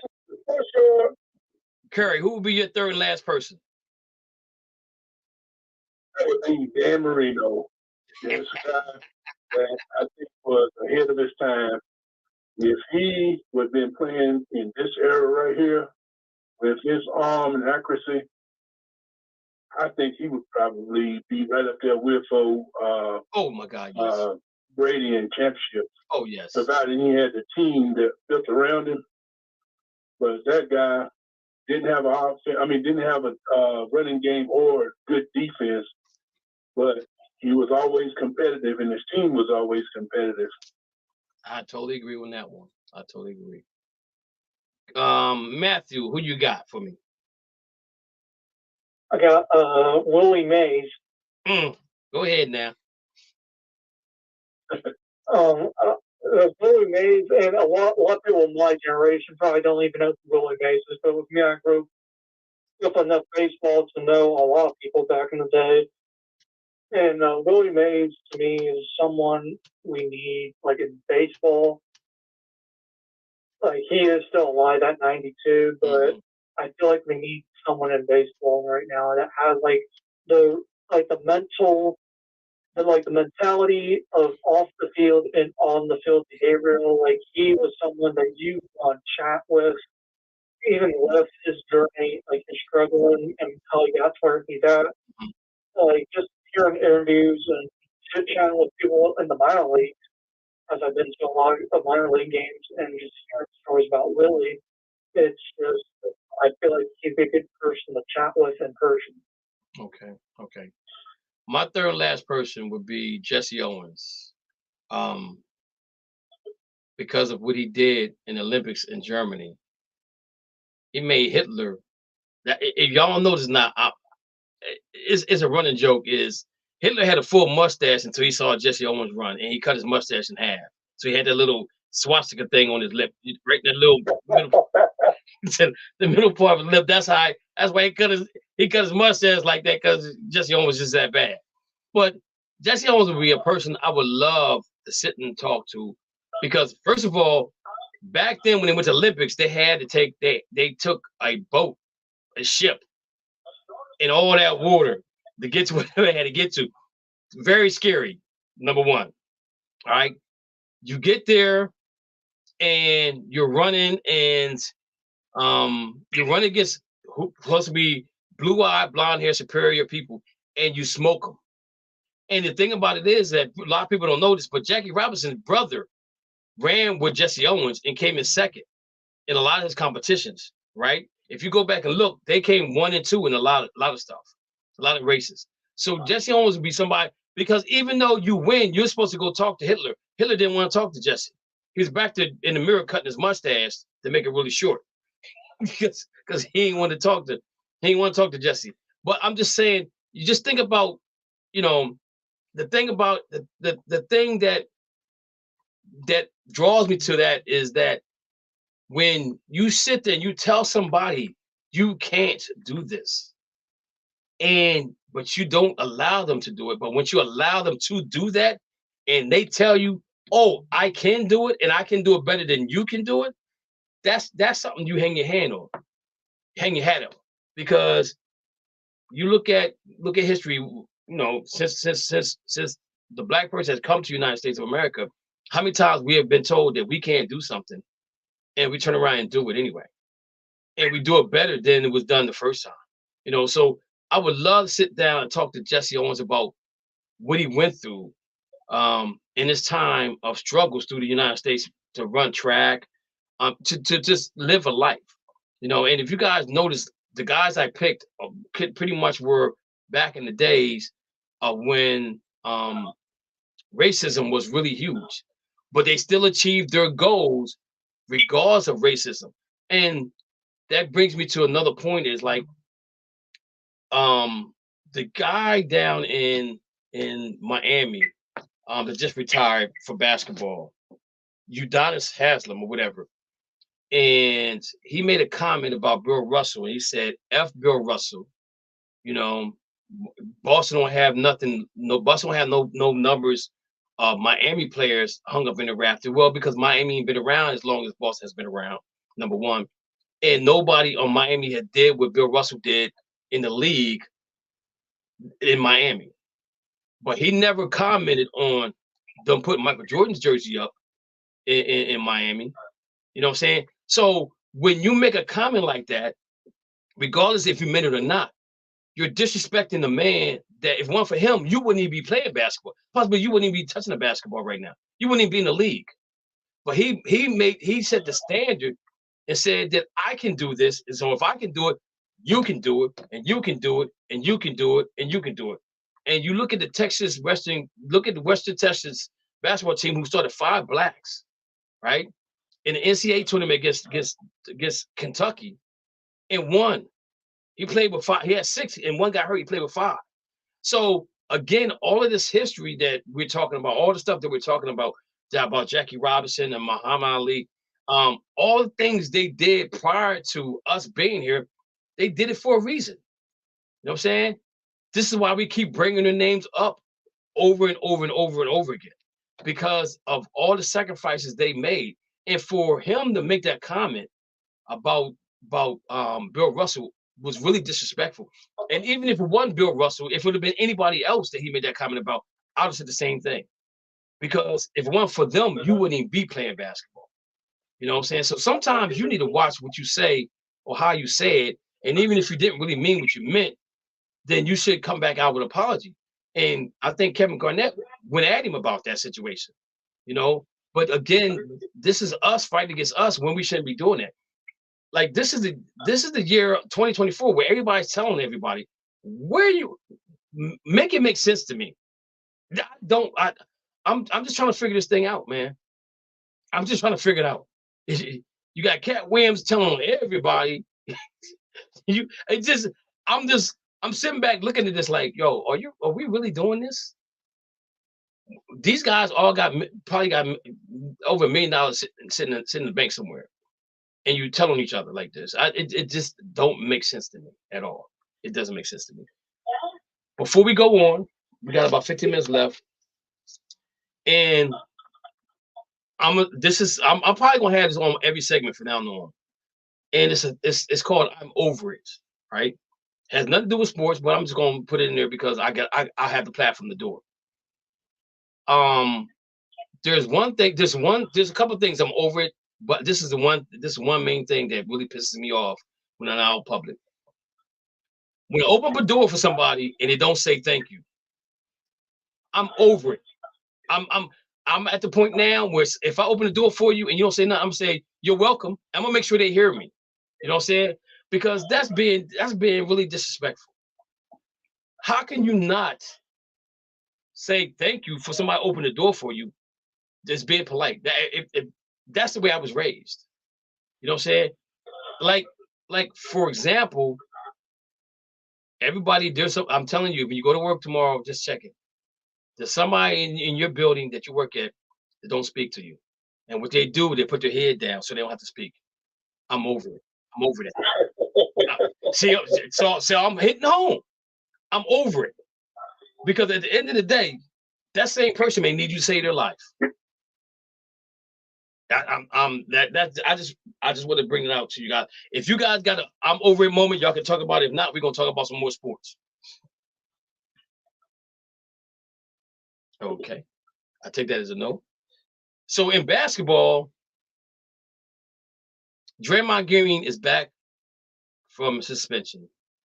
I don't know what he had to do. I don't know who he had to talk to. But if I'm playing against the Golden State Warriors, I'm getting underneath his skin again. I'm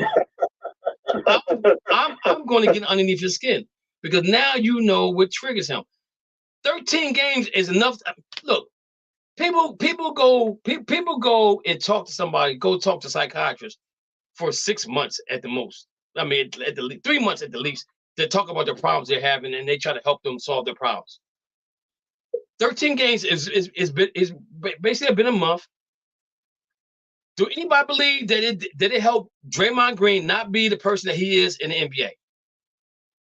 Anybody on this panel, just say yes or no. Do you believe? I don't believe it helped him. I think they had no other choice but to do what they had to do. The next thing come down the pike with him, he'll probably, if he does something crazy again, he's gonna get a bigger suspension, but they're not gonna kick him out the league, right?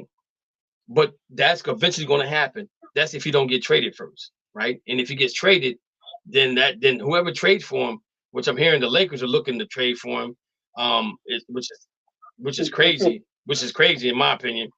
But I just don't I don't get it. I mean, you have anger, you have something's wrong with you, man. Something's wrong with him, man. And the thing about it is some of it's not his fault, some of it's probably not his fault, but some of it is his fault, right? And for him to swing on my man like he did, stop with the nonsense. Don't tell me, come on. And you sucker punch Jordan, you sucker punch your own teammate in practice. So tell me you don't have anger management problems. And if you got anger management problems, you get over that in a month. What is the psychiatrist telling you that tells you that say, yo, I'm good. I can come back and play basketball. And the thing about it is that the Golden State Warriors were signing off all this junk, right? They were signing off all this. And I don't know if you guys watched them when they played Denver the other night. They was up 120. They was up 120, like 121 to 108 or something like that. And Denver went on a run on them, put in overtime. So there was a play that happened between if you go to overtime. Who's going to overtime? Oh. You get that game and go to overtime. Yeah. And so Steve Kerr says something to Joker about, yo, we don't play basketball like that. I'm like, you're a hypocrite. You're a straight hypocrite. You allow Draymond Green to do all kind of craziness on the basketball court, and you try to defend him, right?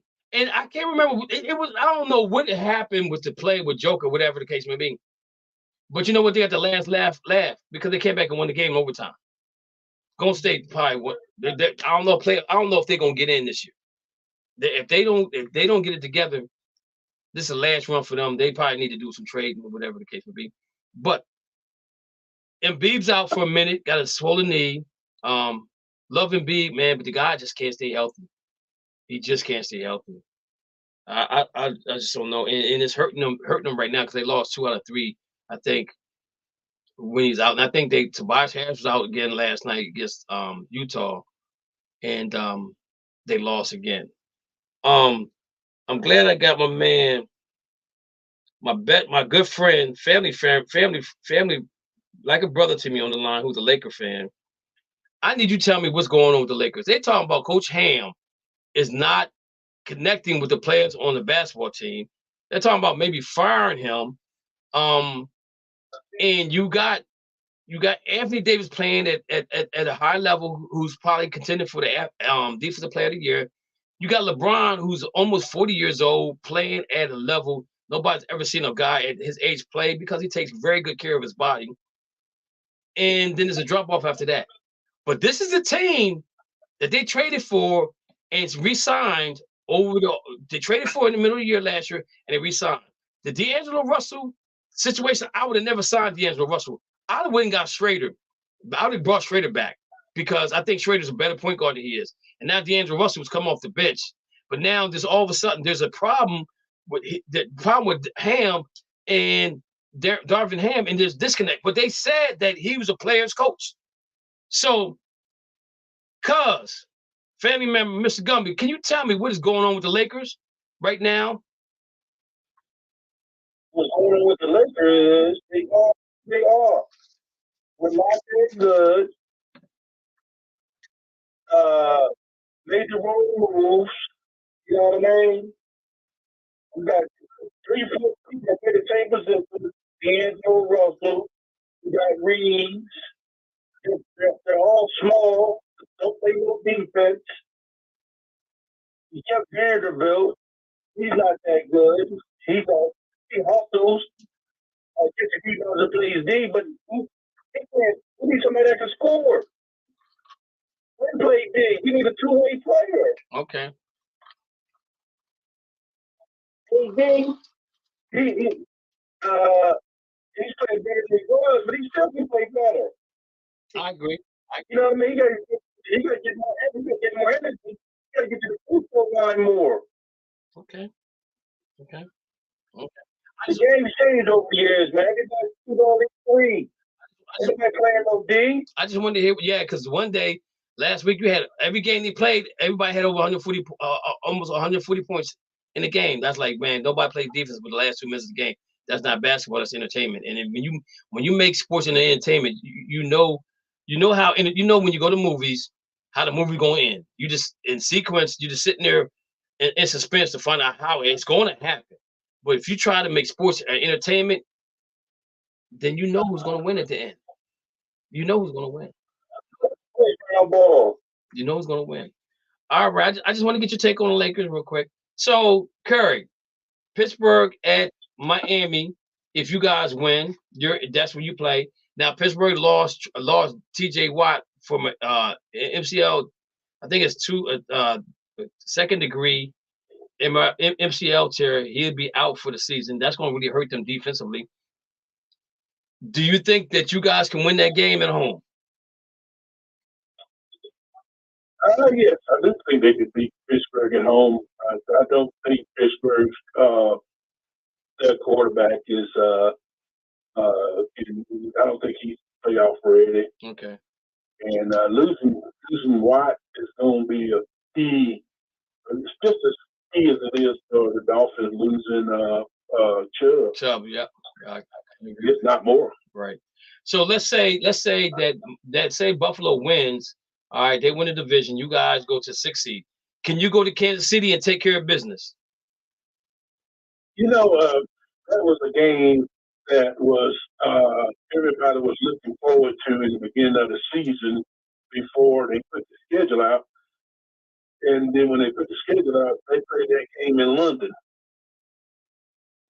Because, you know, that was supposed to be the Tyreek Hill, his reunion going back and playing against his old team in Kansas City.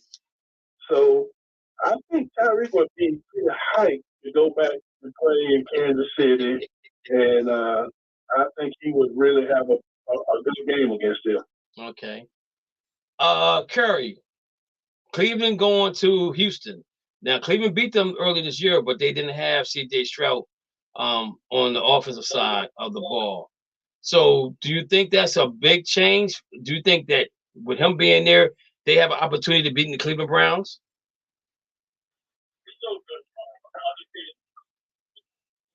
Who you asking, Kevin? You can say Curry. I'm into Matthew. I'm sorry, Matthew. I believe Cleveland will win against Houston, but it's going to be closer than the first matchup. Okay.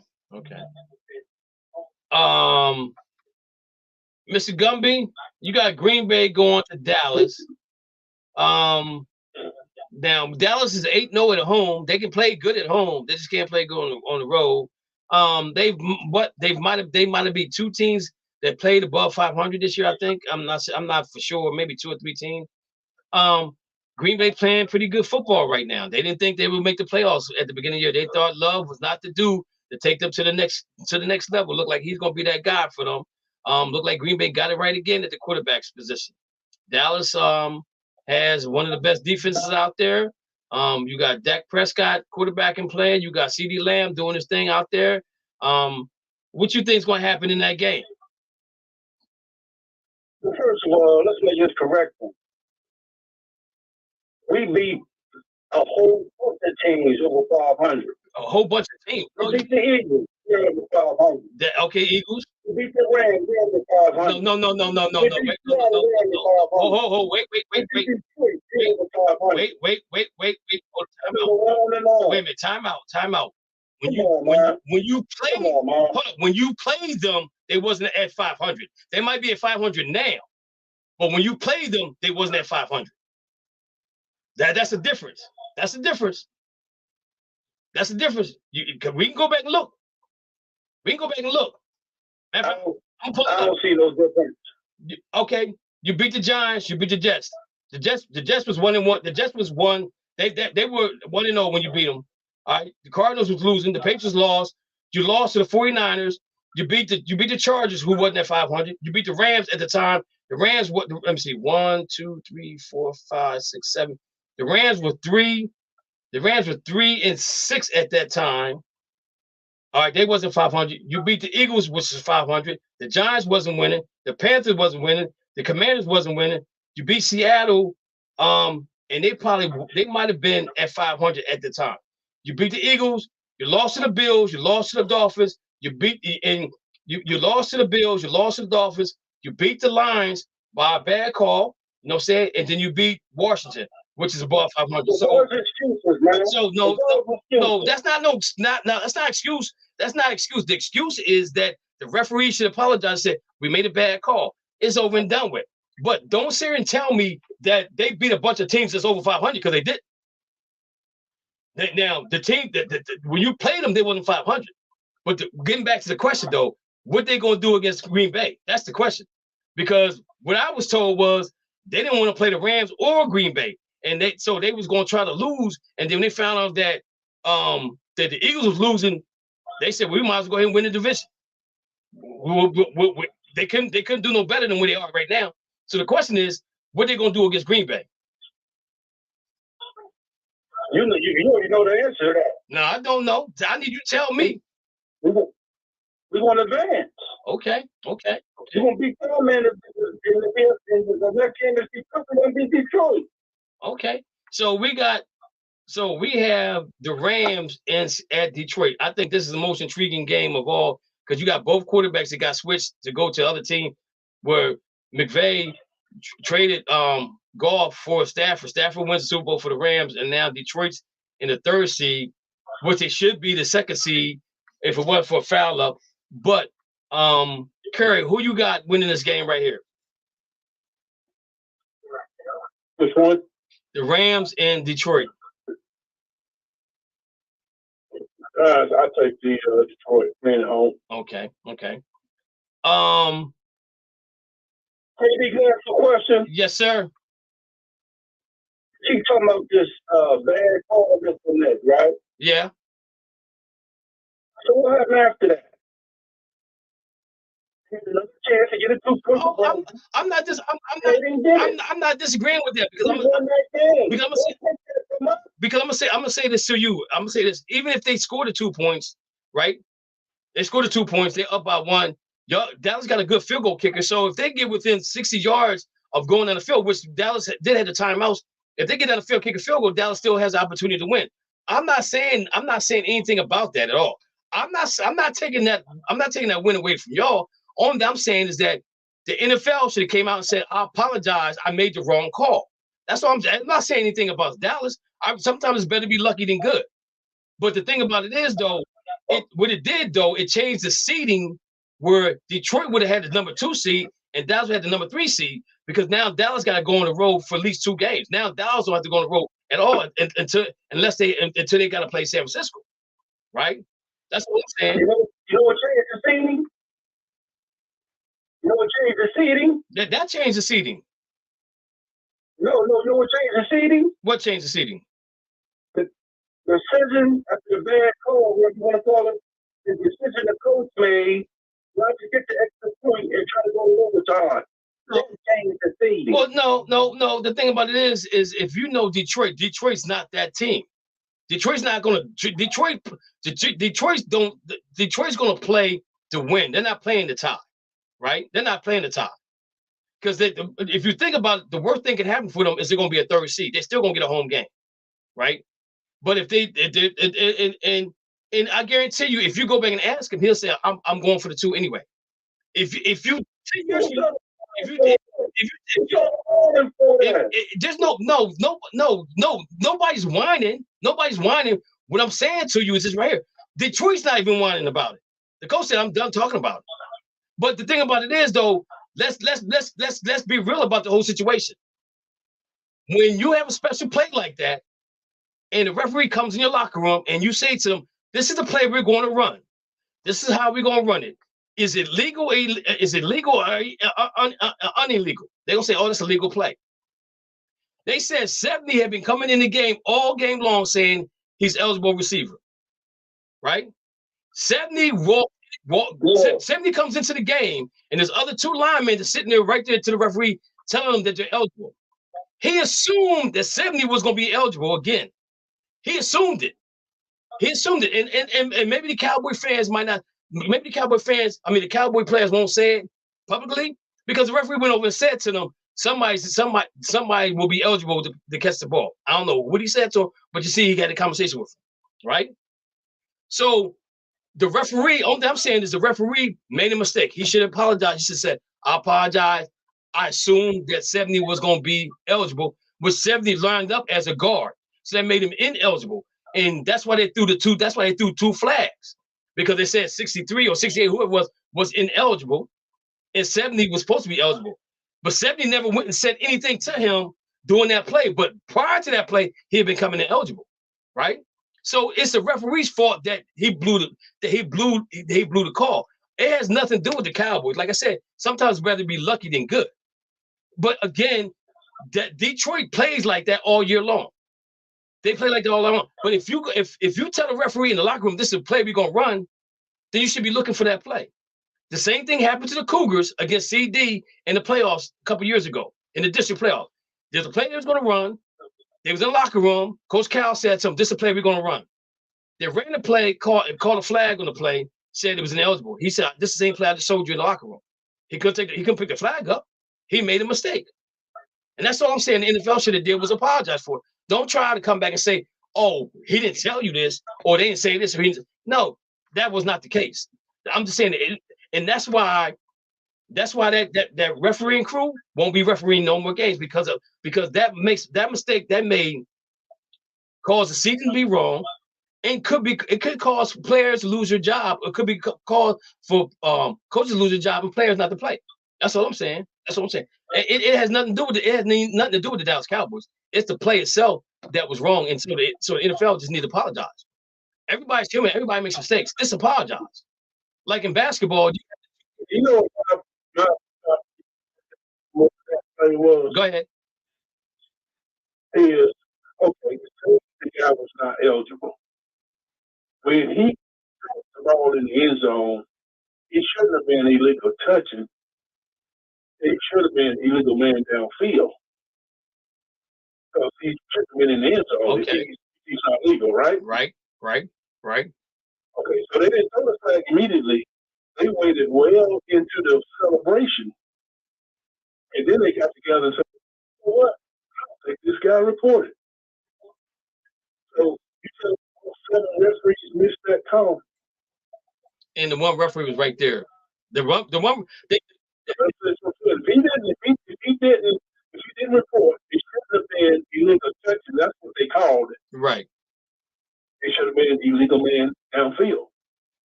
He had no business in the end zone. Right. I'm just saying, only thing the NFL had to do is say, "Yo, I apologize. I made a mistake. We made the wrong call." In the NBA, you got a 2-minute report. At the end of the game, they say, this is what the referee missed. This is what the referee missed. And okay, that's fine. But they letting us know as fans, they're human. They make mistakes. That's cool. Regardless of who wins or loses the game, they come back and say, "Oh, we made a mistake." The NFL won't do that.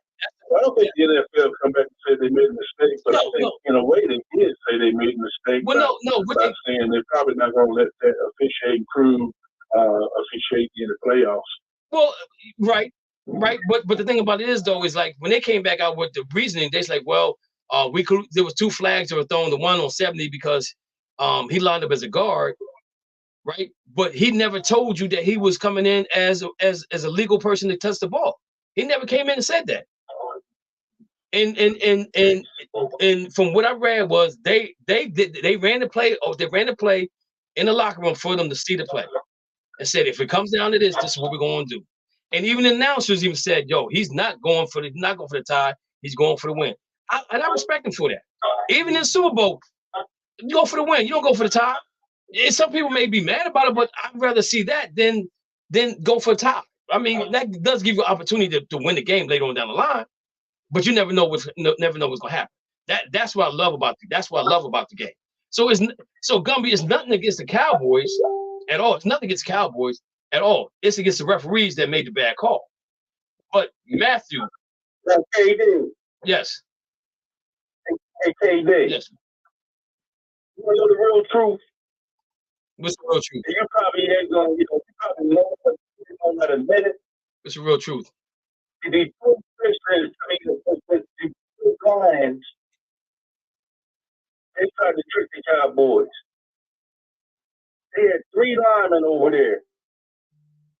And then number 7, he came running up.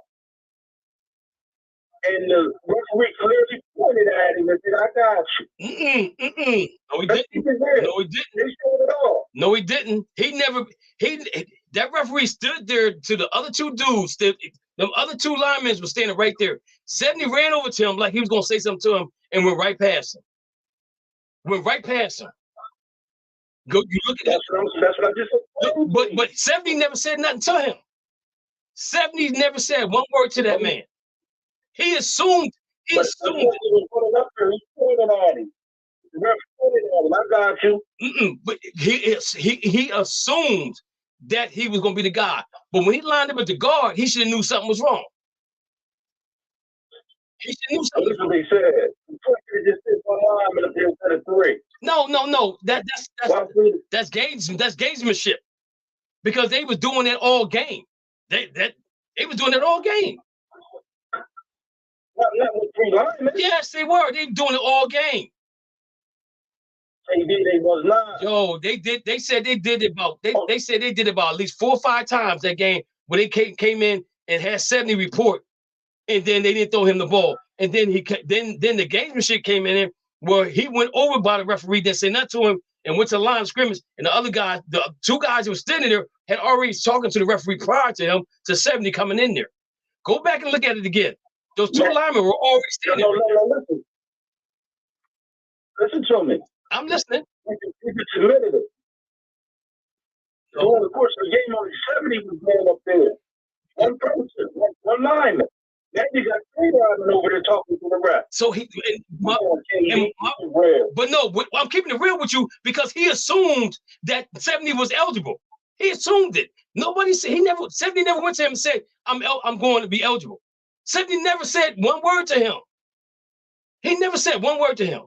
If you look at it, he 70 never said nothing to him. The referee assumed it. The referee assumed that 70 was going to be eligible. But the other 2 linemen said that to him. But you said 70 said something to him. 70 never said that to him. The referee assumed it. They assumed that he was going to be eligible, right? So that's why they threw 2 flags. Because it said 70 was lined up as a guard, so he couldn't be eligible. Well, okay, we all know that. But the ones that told you they was eligible was the other two guards. I mean, the other 2 tackles. The referee messed up. That's the bottom line. He assumed something, but he should never assume. And that's why that team's not officiating any more games for the playoffs. And that was the same officials that did the Pittsburgh and Baltimore game yesterday. And it's like, oh, Pittsburgh fans like, yo, I don't want him there. I don't want him there. The man made a mistake. NFL just come out and say, yo, we made a mistake. We apologize for that. Next time we'll make sure our referees know the right call to make. I don't care about them being half referees half the year and working as a judge or whatever the Street people, I don't care what they say.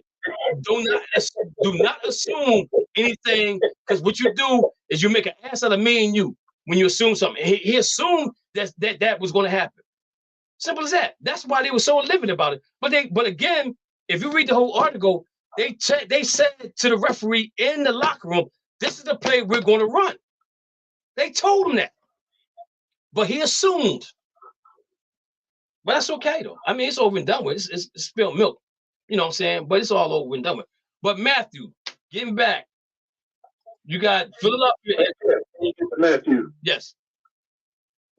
I'm gonna bail out because my boys getting ready to play, and me too. I'm gonna catch y'all on the flip side. We're done at 8, but I just want to get this one more thing in with Matthew. Matthew, Philadelphia at Tampa Bay. Who you got winning that game? Philly done lost 4 in a row. Or they Give me Tampa over Philly. Is Philly fine with 1 win? Because Jalen Hurts is injured with a strong hand with his fingers, and Brown is also injured too. Okay. All right, guys. I appreciate y'all coming on the show for me tonight. We didn't do it tomorrow night because I want to make sure that everybody watched the Huskies beat up on the Wolverines. And I'm gonna say this now. I'm torn.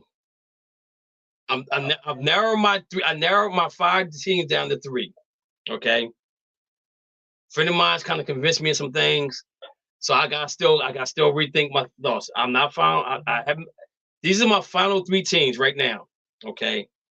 Washington Huskies, Florida State Seminoles, and Penn State is still in the running because a friend of mine said something to me about some transfers coming in. He said, "I'm telling you right now that the offense is going to be exciting. It's not going to be Joe Paterno offense next year." So I'm down to 3 teams. So I told y'all one was moving to the Big Ten, one was already in the Big Ten, and one was down south. So I'll stay correct.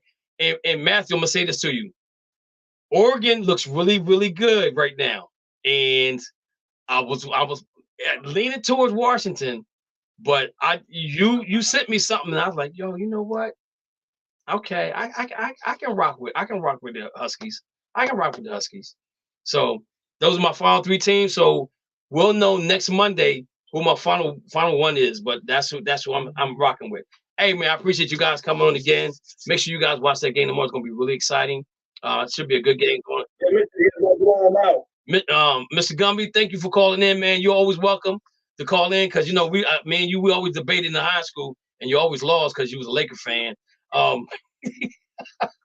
And you will win football, and you will win football because you're a Dallas fan. Because Dallas always kept the Rams. Dallas and Minnesota always kept the Rams out of Super Bowl back then when we was growing up. But I appreciate you guys calling in, man. I had a lot of fun with you guys. Anybody that saw us on live, appreciate you. Anybody saw us on YouTube, like the YouTube, follow us on Facebook and all that good stuff right there. With that being said, ladies and gentlemen, you guys have a good week, good work week. I know we're supposed to get some more bad weather up this way. So make sure you be safe and take care of yourself.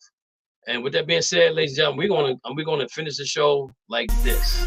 Thank you for listening to the Just Us Sports Talk Show. You have been entertained in the sports world by K. Diggs from Harrisburg, Pennsylvania, the small city with a large heart, Dana the Hater Clark from St. Petersburg, Florida, and Murray E. Baskerville from Gotta Be More Careful, Baltimore, Maryland. Remember, we throw stones and we do live in glass houses. Big-time players make big-time plays and big-time games. Be ready. You have been listening to an In the Zone Sports Talk Radio production. Remember, you can hear us again on Star107FM.com on Saturdays from 11 a.m. to 1 p.m. Eastern Standard Time. Be sure to download the Try 99 TV app on any smart device and subscribe to In the Zone Sports Talk Television. The cost is $4.95. Thank you in advance for your support.